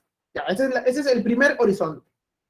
Luego vamos a tener otro imperio panandino, que va a ser el gran imperio Wari, el segundo horizonte, o horizonte medio. Y por último vamos a tener el horizonte tardío con este último imperio panandino, que va a ser el imperio de los incas. Los incas también van a ser llamados cultura síntesis. ¿Por qué?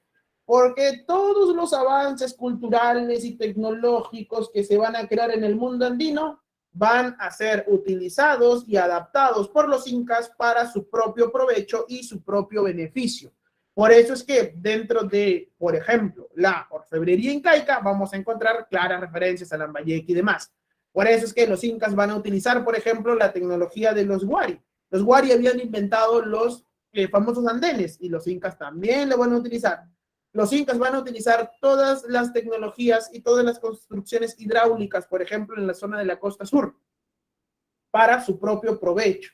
Y así, la gran cantidad de avances y aportes culturales que se habían generado dentro del Perú prehispánico hasta este momento van a ser utilizados y adoptados por los incas para su propio beneficio, y por eso es que se le conoce como cultura síntesis. El gran imperio del Tahuantinsuyo se va a dividir en estas 4 regiones que ustedes recordarán.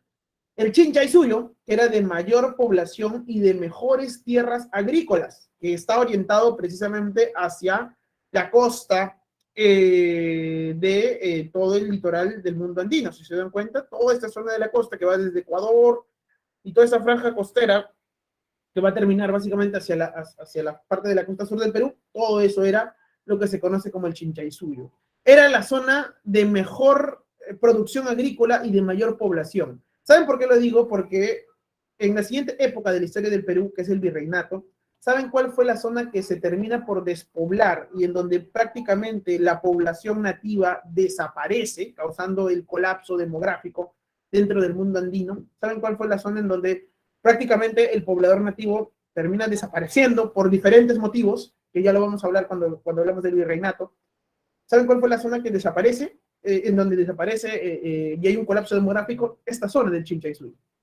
La zona de mayor población, la zona de mejores tierras agrícolas, todo esto, toda esta zona, pues básicamente en la época de la conquista termina por desaparecer en pocos años. ¿A qué se refiere, compañera Dana? ¿Dónde se sepultó el cerro? ¿A qué se refieren con esa expresión? Pues bien, el Chinchaysuyo, el Chinchaysuyo, entonces, es esta zona de máxima, de máxima producción.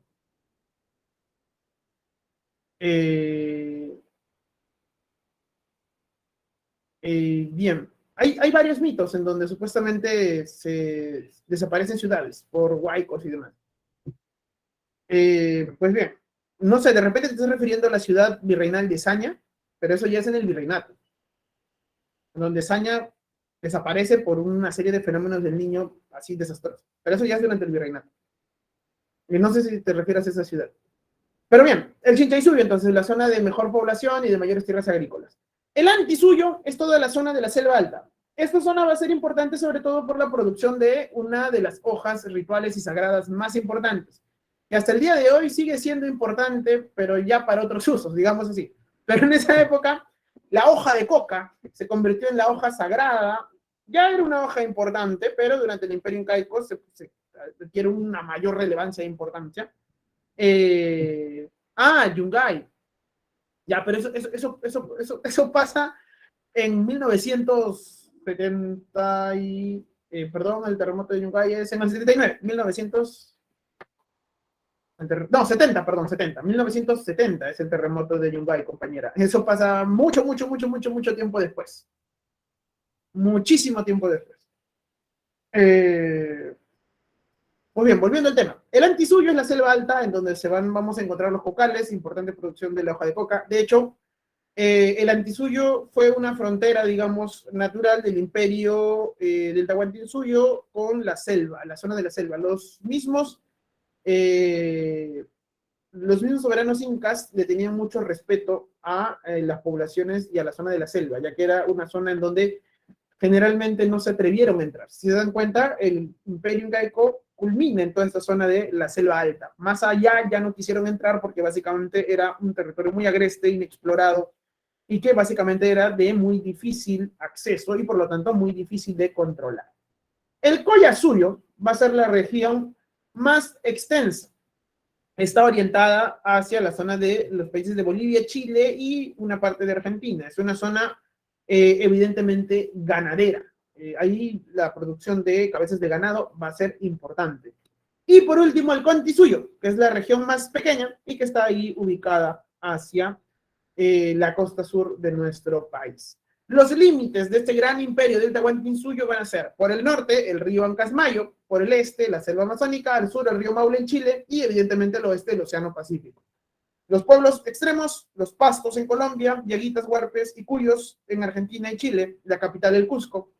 Las ciudades van a ser las yactas, de hecho van a haber una gran cantidad de estas que van a ser construidas por los incas cuando van iniciando su proceso de conquista y sin lugar a dudas todo este imperio va a estar conectado y consolidado por el famoso Japagñán, que son las redes de caminos incaicos que se van a distribuir a lo largo de todo el imperio para poder asegurar precisamente los tributos, el contacto de información, el traslado de información y el paso precisamente de los ejércitos incaicos. ¿Alguno de ustedes vive por los distritos de Ancón, San Martín de Porres, Comas, por ejemplo? ¿Alguno de ustedes ubica la avenida Tupac Amaru? Ya que, nuevamente, varios de estos caminos incaicos están escondidos dentro de nuestra capital. Varias de nuestras avenidas aquí en la ciudad de Lima, precisamente, fueron construidas sobre antiguos caminos incaicos. Por eso les hablo de estos distritos. ¿Alguno de ustedes conoce la estación central del Metropolitano, que está ubicada en el distrito de Independencia, en una zona que se conoce como la 50? ¿Alguno de ustedes ubica este lugar, si son de la capital y si viven en el cono norte, evidentemente? Ubica la estación Naranjal del Metropolitano.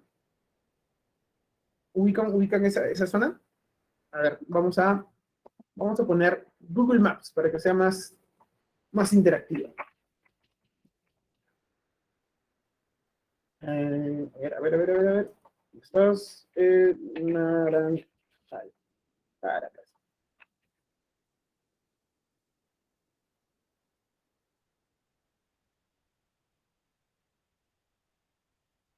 Estás.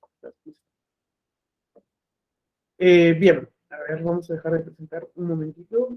Vamos a pestaña. Terminal naranja. Bien, ¿logran ver el mapa? Ahí donde está el Google Maps. Aquí, en esta zona. Este es el terminal naranjal del Metropolitano. Pues bien, este es el terminal naranjal del Metropolitano. Acá hay una zona que se conoce como la 50. Está, bueno, aquí está el Metropolitano. Ya este es Chinchaysuyo, evidentemente. Ya está la avenida.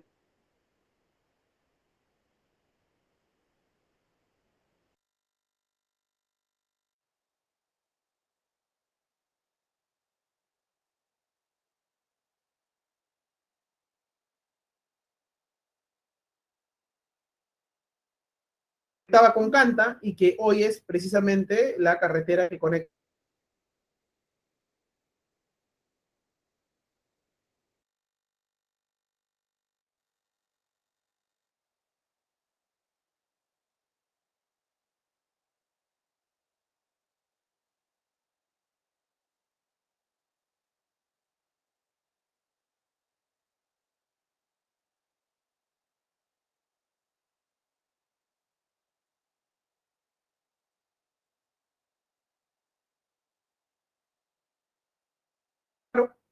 pero este camino, aquí está.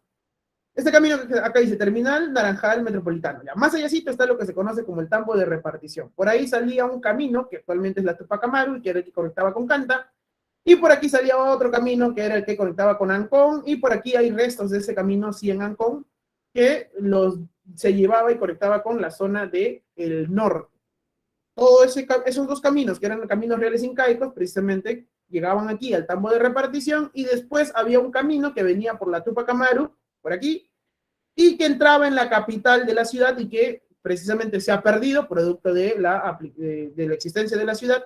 Y este camino, al parecer, ¿dónde terminaba? Pues este camino terminaba aquí, en el museo, bueno, en el sitio arqueológico de Pachacamac, ya que, como ustedes sabrán, el sitio arqueológico de Pachacamac fue tan importante para los incas como para los antiguos habitantes. Esto, por ejemplo, es un ejemplo de parte del Capacñán, que dentro de nuestra capital, dentro de Lima, digamos que está escondido o está perdido, producto del desarrollo urbano de la ciudad y demás, pero eran caminos que conectaban precisamente y que pasaban. Y que nosotros seguimos utilizando hasta el día de hoy, evidentemente, sin saberlo. Y es parte precisamente de estos caminos construidos por los incas durante su época de máxima esplendor, durante este periodo del Tahuantinsuyo. Bien, a ver, ¿dónde estás? Aquí estás, listo. El Capajñán, entonces, va a ser una de las máximas expresiones de la organización territorial del Tahuantinsuyo. Vamos a tener un desarrollo histórico en dos fases claramente marcadas.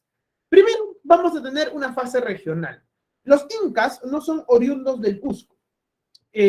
Al parecer, los incas tienen su origen en el altiplano. Toda la evidencia arqueológica y también etnohistórica nos indican que los incas son foráneos en el Cusco. ¿Han escuchado hablar de la leyenda de Manco Cápac y Mamaocllo o la de los hermanos Ayar, por ejemplo? Si ustedes analizan, digamos, la leyenda de Manco Cápac y Mamaocllo, ¿de dónde vienen estos señores? ¿De dónde vienen? ¿Cuál es su lugar de origen? ¿De dónde salen para poner el cetro y ahí crear la ciudad del Cusco? Del lago Titicaca, en efecto. Además, el dios importante de los incas es un dios solar.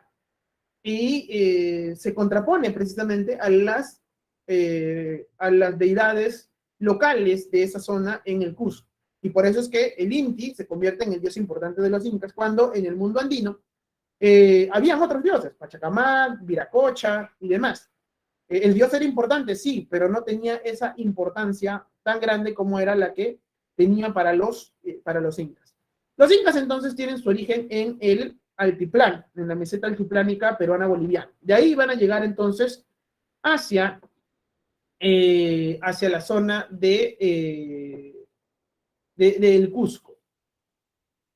Ahí se van a encontrar precisamente con otros pueblos y van a ir entablando precisamente relaciones políticas y alianzas, en otros casos van a entablar conflictos y precisamente ahí va a iniciar la fase regional del Cusco. Pues bien, aquí va a ocurrir un tema que todavía es causa debate, es un antiguo debate dentro de los etnohistoriadores y los arqueólogos y los historiadores. El inicio precisamente de la fase imperial incaica. Se sabe, según la tradición etnohistórica, de que esta se inicia con la guerra contra los chancas. ¿Qué es lo que sucede? Los chancas, como hemos visto, son estos pueblos guerreros que están ubicadas en las zonas altas de Apurímac, Ayacucho, Huancavelica. En algún momento forman una gran confederación e inician un proceso de expansión conquistadora. ¿Y en dónde van a poner sus ojos? ¿En dónde van a observar un lugar de expansión? Pues en el Valle del Cusco. Y por eso es que van a iniciar una serie de guerras de conquistas dominando a varios pueblos que estaban en su camino. En el Cusco, lo que vamos a tener va a ser un pequeño reino que va a estar gobernado en ese momento por va a ser gobernado por el Inca Viracocha. El Inca Viracocha va a ser el gobernante de turno durante ese periodo. Él se va a ver sobrepasado, no va a tener las ganas y no va a tener las ganas de defender el Cusco y va a tener mucho miedo de la expansión precisamente de los chancas. Y por eso es que este Viracocha, según la tradición recogida por los españoles, va a abandonar la ciudad del Cusco junto con su hijo favorito y junto con el que era el heredero para que gobierne el Cusco, que era el Inga Urco. Precisamente, Viracocha y Urco entonces abandonan la ciudad del Cusco, dejando a un joven príncipe, hijo también de Viracocha, pero que en realidad él no era el que iba a ser elegido como heredero. ¿Quién es este señor? El Inga Yupanqui, según las crónicas españolas. El Inca Yupanqui, entonces, no confundir con Tupac Yupanqui, el Inca Yupanqui lo que hace es pedirle a su padre, el Sol Inti, que por favor lo ayude, según la tradición recogida por los españoles, que lo ayude a defenderse frente a los chancas.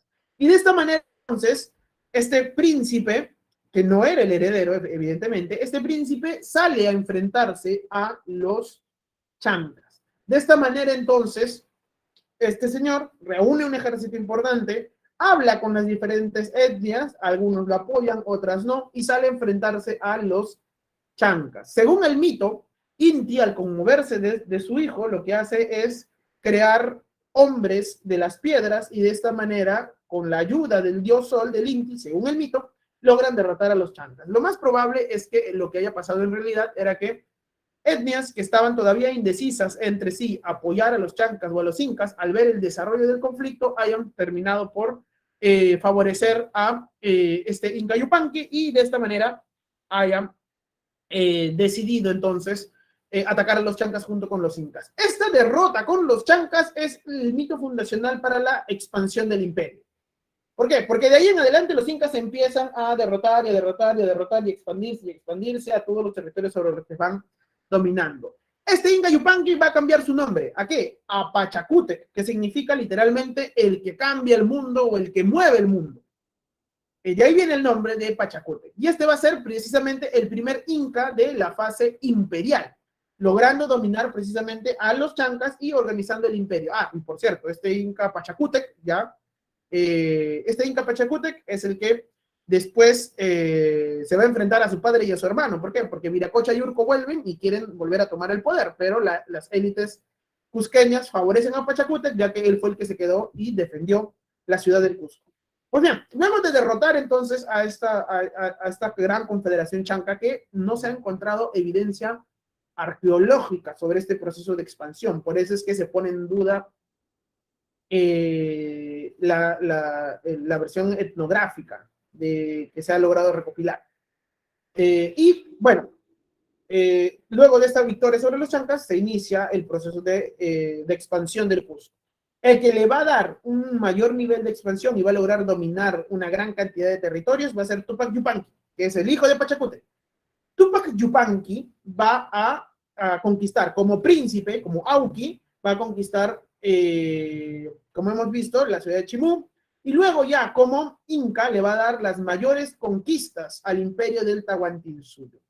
El hijo de Tupac Yupanqui va a ser Huayna Cápac. Huayna Cápac es el que ya termina por consolidar todo el territorio del imperio del Tahuantinsuyo, y por eso es que durante su gobierno y bajo sus conquistas termina por darle la máxima expansión a todo este territorio. Sin embargo, va a haber un problema. Ya en la zona de Mesoamérica, los españoles ya están llegando a ese territorio. El problema es que antes de que lleguen los españoles, se propagan primero sus enfermedades. Y por eso es que vamos a encontrar que ya durante la fase final del gobierno de Huayna Cápac, empieza a llegar una serie de enfermedades y el mismo Huayna Cápac muere de una de estas enfermedades, evidentemente traídas por los europeos. La mayoría de fuentes indican que Huayna Cápac muere de viruela. Y también, ¿quién muere de viruela? Su hijo, el Auqui, porque ni Huáscar ni Atahualpa habían sido elegidos por Huayna Cápac para que sea su sucesor. El Auqui, el príncipe heredero de Huayna Cápac, muere también de esta enfermedad. Y este vacío de poder precisamente, origina que se produzca un enfrentamiento entre las panacas incaicas. ¿Por qué? ¿Quiénes panacas incaicas? Las familias de los incas. Porque la élite incaica empieza a debatir y empieza a competir para ver quién va a ser el nuevo inca. Desde el Cusco se había elegido a Huáscar, ya que Huáscar pertenecía a la élite incaica de los famosos señores orejones, que eran estos que tenían grandes orejas porque utilizaban una gran cantidad de aretes. Pues bien, Huáscar había sido designado precisamente como inca desde el Cusco. Sin embargo, la mayor cantidad del ejército de al antiguo inca Huayna Cápac se encontraba en el norte, y ahí había tenido un hijo con una princesa quiteña que se llamaba Atahualpa. Y este señor Atahualpa va a ser el que en un primer momento reconoce a Huáscar, sin embargo, después también va a querer tener el poder. Entonces va a haber una gran rivalidad entre las élites, digamos, oriundas del Cusco y una de las élites regionales favorecidas por el antiguo inca Huayna Cápac. Esto va a hacer entonces que se inicie una larga y cruenta guerra civil entre las tropas de Huáscar y las tropas de Atahualpa. Al final, el que se logra imponer es Atahualpa. Durante esta guerra civil ya llegan los españoles en el segundo viaje de Pizarro. De hecho, Pizarro se entera de la guerra civil entre Huáscar y Atahualpa. Y luego, ya en el año de 1532, se produce la llegada de los españoles en este tercer viaje, y en ese tercer viaje se produce ya la captura de Atahualpa y la debacle del gran imperio incaico. Ahora bien, hay todo un debate, incluso en esa época, entre quién fue el culpable de la desaparición del imperio incaico, y muchos de ellos le echan la culpa a Atahualpa. Ubican al Inca Garcilaso de la Vega. Imagino que sí, al Inca Garcilaso de la Vega, el que escribe comentarios reales de los incas, la Florida del Inca y demás. Va a ser un mestizo importante y demás. Ya, ese pata detestaba a Atahualpa, ¿ya? Para él, Atahualpa era la peor persona que pudo haber existido en la faz de la tierra. Ahora, ¿por qué es que el Inca Garcilaso detestaba tanto a Atahualpa? Porque su familia materna era precisamente partidaria de Huáscar. Su familia materna, es decir, la familia, sus tíos y sus abuelos de parte de mamá, ellos habían sido precisamente de la élite de orejones que habían apoyado precisamente a Huáscar. Por eso es que si ustedes leen los comentarios reales de los incas, para él, Atahualpa era el responsable de la desaparición de todo el imperio incaico. El Inca Garcilaso de Vega detestaba a Atahualpa. Hay una rivalidad interna precisamente dentro de dentro de las élites incaicas. Y de ahí se explica por qué, por ejemplo, durante la primera fase de la conquista, Manco Inca apoya abiertamente a Pizarro. No sé si ustedes lo recuerdan.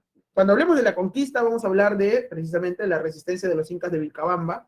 Y ahí, en un primer momento, Manco Inca va a apoyar abiertamente a Pizarro.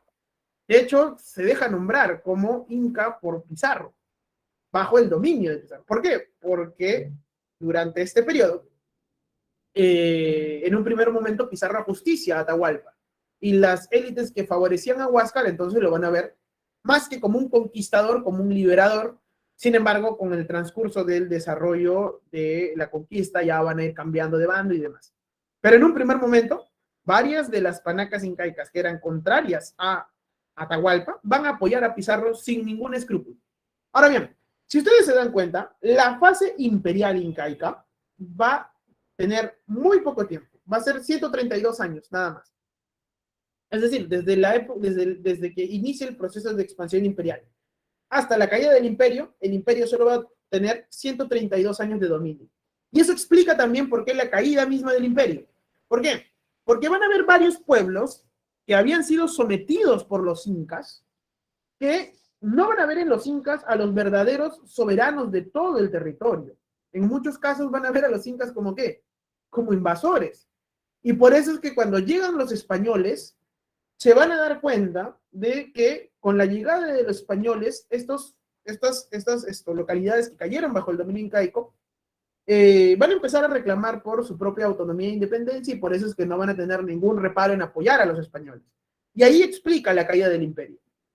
Ahí se explica la caída del imperio, porque 200 españoles, por más armados que estuvieran, no se bajan un imperio ellos solos. Es imposible. ¿Por qué se termina destruyendo el imperio incaico? Uno, por la rivalidad entre los Huáscar y Atahualpa y la debilidad de las panacas incaicas, y otro porque hay una gran cantidad de población nativa dentro del mundo andino que no veía a los incas como sus dominadores. Así que este relato de los incas buenos y justos que vinieron y que tenían un gran imperio y bien organizado, es cierto, sí, pero también es cierto que los incas eran ¿qué cosa? Conquistadores, y como todo conquistador, sometieron y sojuzgaron a una gran cantidad de pueblos. Luego ya los españoles, digamos que demuestran que sus intenciones no son liberar a nadie, sino básicamente dominar y sojuzgar y extraer riquezas también. Pero en un primer momento, varias de las etnias nativas que habían sido dominadas por los incas van a apoyar a los españoles porque vieron la oportunidad de poder desligarse del control incaico. Y ahí se explica por qué la caída del imperio incaico. Tiene muy poco tiempo de dominio imperial, apenas 132 años, y la mayor parte de esos 132 años son de conquistas permanentes. Por eso es que los tres incas más famosos son estos tres incas, Pachacútec, Tupayupanqui y Huayna Cápac, que son los incas que van a ir conquistando varios territorios. Y el imperio culmina precisamente con la muerte de Huayna Cápac y con el enfrentamiento entre Huáscar y Atahualpa. Muy bien, este más o menos va a ser el desarrollo histórico de el gran imperio del Tahuantinsuyo. Bien, dentro de la política incaica vamos a encontrar que la máxima autoridad, sin lugar a dudas, va a ser el Zapac Inca, que era básicamente el gobernante. Luego vamos a tener dentro de la administración incaica al Auqui, que va a ser el príncipe heredero, como por ejemplo, Pachacútec, ¿quién era su Auqui? Tupac Yupanqui. De Tupac Yupanqui, ¿quién era su Auqui? Huayna Cápac. Ahora bien, se habla mucho del gobierno dual, porque al parecer las momias de los incas, de los antiguos incas, era importante para poder representar y evidenciar el dominio sobre el imperio. ¿Por qué sabemos esto? Porque, por ejemplo, Atahualpa, durante la época ya que está capturado, se preocupó mucho porque la momia de su padre sea cuidada y reverenciada, porque al parecer una forma de expresar el poder político era que la momia del antiguo Inca estuviera acompañando al nuevo soberano. El Auqui precisamente es este príncipe heredero, que era el encargado de precisamente heredar el trono de Zapac Inca. El Tucuy va a ser este fiscalizador, que es el que se encarga precisamente de inspeccionar todo el territorio, vigilar el correcto funcionamiento del imperio y tenía la autoridad también para poder resolver conflictos locales. De ahí vamos a tener a los aposuyos, que va a ser básicamente los jefes de cada uno de estos suyos.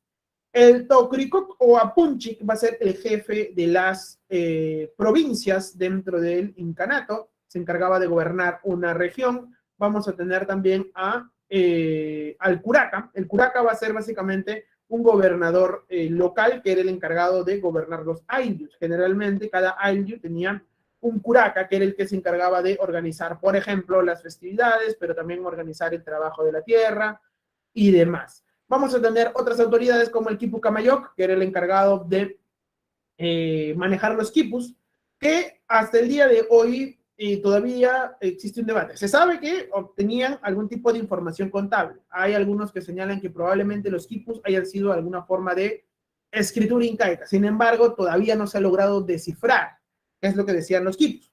Porque o sea, se sabe que es información contable, sí, pero hay algunos que dicen que los quipus pudieron haber obtenido o pudieron haber contenido otro tipo de información más allá de la contable. Sin embargo, todavía no se ha podido descifrar, como ya les había dicho. Por último, vamos a tener al Capajñanto Cricuc, que era el encargado de la construcción y el mantenimiento de los caminos incaicos, y el Colca Camayo, que era el encargado de administrar los depósitos o colcas, que eran utilizados precisamente por los viajeros que transportaban información, mercancías y demás a lo largo de todo el imperio del Tahuantinsuyo. De ellos, los personajes más famosos, digamos, o más recordados van a ser, por ejemplo, los chasquis, que eran los famosos mensajeros que transmitían las noticias a la mayor velocidad posible. Precisamente estos chasquis corrían por todo el camino, por todo el Capañán, corrían llevando información con sus pututos y descansaban ¿en dónde? En las colcas, en los depósitos o colcas, o también llamados tambos, en donde ahí descansaban los chasquis y de ahí seguían con la transmisión del mensaje que buscaban mandar. Bien, dentro de la sociedad incaica, ya para hablar de la sociedad en sí, hemos hablado de la política, de los cargos administrativos, ahora vamos a hablar de la sociedad. Dentro de la sociedad incaica, en la cima de la pirámide social va a estar las panacas, las familias de los incas y sus descendientes. Cada inca generaba su propia panaca. Y precisamente ellos pertenecían entonces a la élite de la élite dentro del imperio de Tahuantinsuyo. Después vamos a tener a la nobleza de privilegio. La nobleza de privilegio va a estar compuesta por aquellas personas que no pertenecen a las panacas incaicas, pero por algún tipo de servicio muy importante al Cusco acceden a este rango de nobleza. Esta va a ser precisamente las características de la nobleza de privilegio. Después vamos a tener a la nobleza provincial. La nobleza provincial va a ser compuesta por aquellos curacas que se subordinaron de manera pacífica al poder imperial cusqueño, al poder imperial del Tahuantinsuyo. Cuando los incas se expandían, primero negociaban. Y si estos curacas aceptaban voluntariamente someterse al dominio cusqueño, esta condición de noble era respetada y precisamente se convertían entonces en parte de la sociedad y de la organización social del Tahuantinsuyo. Estas van a ser entonces, digamos, las clases que se consideran como nobleza dentro del Tahuantinsuyo. Las panacas, que son las más importantes, la nobleza de privilegio y la nobleza principal. En el centro vamos a entrar a los Hatun Runas, o hombres del común, hombres y mujeres del común. Ellos están organizados en Aylus, que van a ser estas comunidades campesinas que están vinculadas por idioma, vinculadas por tierra, vinculadas por ubicación geográfica, vinculadas por religión y demás. De estos Hatun Runas que se organizaban en Aylus, van a salir, por ejemplo, los chasquis, que son estos mensajeros que corrían precisamente a lo largo de los caminos llevando información. Las aglias, o mujeres escogidas, que eran las que residían en los agliahuasis, que eran los lugares en donde encontrábamos precisamente a estas mujeres que se dedicaban a la fabricación de textiles y demás. Y también de aquí salían los mitmas, o colonizadores. Ojo, los mitmas, o mitimaes, eran llevados precisamente para colonizar un territorio, pero estos mitmas tenían todavía una relación con su Ayllu. A pesar de que colonizaban otros territorios, su conexión con el Ayllu no se perdía, a diferencia de los yanaconas. Los yanaconas van a ser personas que por algún motivo se resistieron al dominio incaico y entonces estos van a ser convertidos en sirvientes del Estado. Los yanaconas eran trasladados a diferentes zonas para precisamente servir en las tierras del Estado incaico y en otros servicios también. A diferencia de los Mi'kmaq, que eran colonizadores y demás, los yanaconas no tenían ayllu. Los yanaconas, precisamente, a los yanaconas se les cortaba del vínculo con su ayllu y de esta manera el yanacona precisamente se le hacía muy difícil la supervivencia y por eso dependía básicamente de lo que el Estado le pudiera dar. Eran sirvientes básicamente del Estado. Si te rebelabas ya en contra del gobierno incaico, si ya no aceptabas el dominio incaico y eras un problema para el imperio, te convertías en un pinacuna. Ya un pinacuna es básicamente ser un esclavo del Estado. Y eran enviados a trabajar en las zonas de la selva alta, sobre todo en los ocales, que eran zonas de trabajo bien fuertes. Vamos a encontrar los principios rectores económicos. Por un lado, la reciprocidad, ayuda mutua, que se divide en dos, simétrica y asimétrica. La simétrica se da entre miembros del mismo estrato social. Por ejemplo, cuidar el ganado y demás. La asimétrica se va a dar entre alguien de la nobleza y alguien que es subordinado a él, alguien del pueblo, entre nobles y el pueblo. Así se va a desarrollar la reciprocidad asimétrica. Recuerden, simétrica del mismo nivel social, asimétrica alguien noble, alguien del pueblo. Redistribución.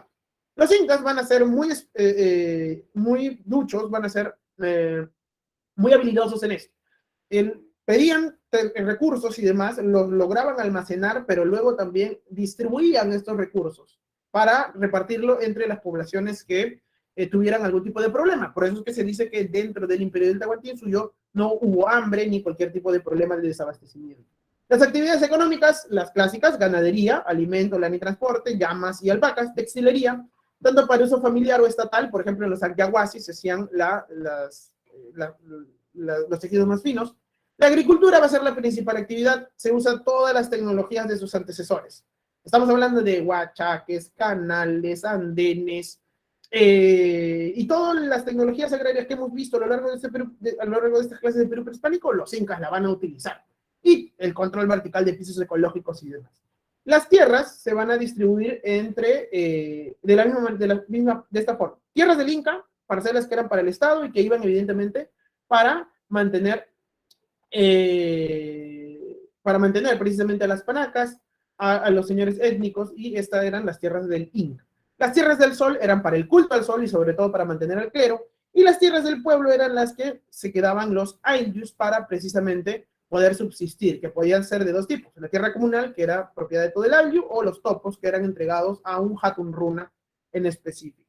Las formas de trabajo van a ser tres. La mita es el trabajo del pueblo hacia el Estado en forma de tributo.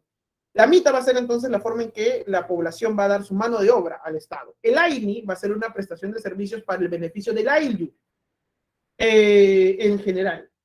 Y la minca va a ser un trabajo colectivo y obligatorio. El aini se va a producir precisamente entre, por ejemplo, dos miembros de un ayllu quieren construir una casa, entonces se piden ayuda y demás, y de esta manera pueden construir su casa y es un servicio de manera individual. Sin embargo, en la minca sí ya trabajaba todo el ayllu, mientras que en el aini era entre miembros del ayllu, en la minca sí todo el ayllu trabajaba. Manutención de caminos, manutención de puentes, manutención de canales, ahí podemos encontrar el trabajo de la minca.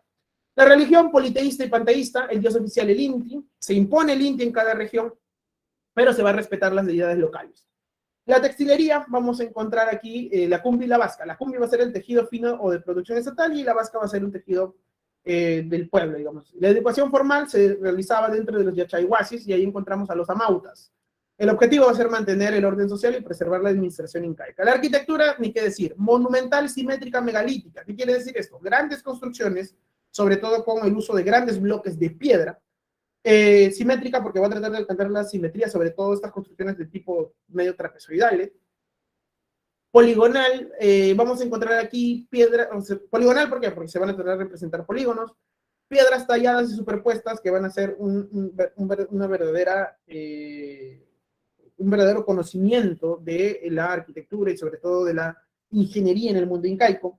Aquí vamos a encontrar amplios ejemplos como Coricancho, Yataytambo, Machu Picchu, en la sierra, pero en la costa también van a utilizar los adobes, como por ejemplo en el Templo del Sol del sitio arqueológico de Pachacamac. Dentro de la cerámica se va a destacar la cerámica Urpo. Como ustedes saben, en 1532, sí, perdón, ya estoy acabando, discúlpenme, en 1532 se produce la conquista incaica y con eso acaba el dominio incaico. Ya voy a pasar a dar las claves.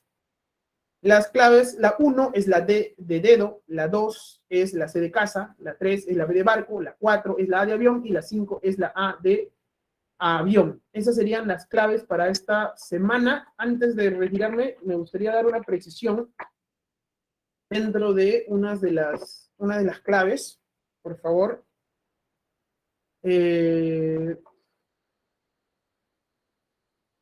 Dentro de las precisiones, en la pregunta 1, se ha redactado mal las alternativas. En los enunciados debe decir A, B y C en lugar de 1, 2 y 3. No sé si pueden ubicar en la pregunta 1.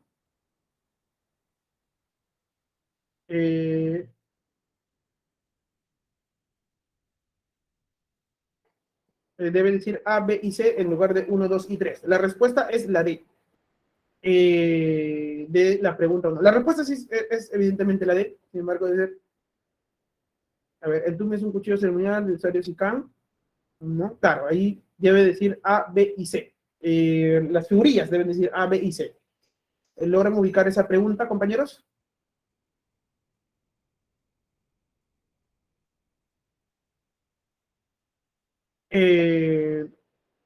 Ubiquen la pregunta 1 y en las figurillas debe decir A, B y C. Perdón, en los enunciados debe decir A, B y C. 1A, 2B, 3C. La respuesta de la 1 es la D. Por favor, si le pueden ubicar. Los enunciados debe decir 1A, en vez de decir 1, debe decir A, B y C. Las claves son, de nuevo les repito, ya para irme, perdón, 1D, 2 C de casa, 3 B de barco, 4 A de avión y 5 A de avión. Repito, 1D de dedo, 2 C de casa, 3 B de barco, 4 A de avión y 5 A de avión. Y por favor, en la pregunta 1, los enunciados, en vez de decir 1, 2 y 3, deben decir A, B y C, para que digamos que se pueda resolver la pregunta. Bien, hasta aquí conmigo, compañeros. Nos vemos el próximo lunes. Ya para que tengan un buen inicio de semana y ya nos vemos. Hasta luego. Cuídense bastante.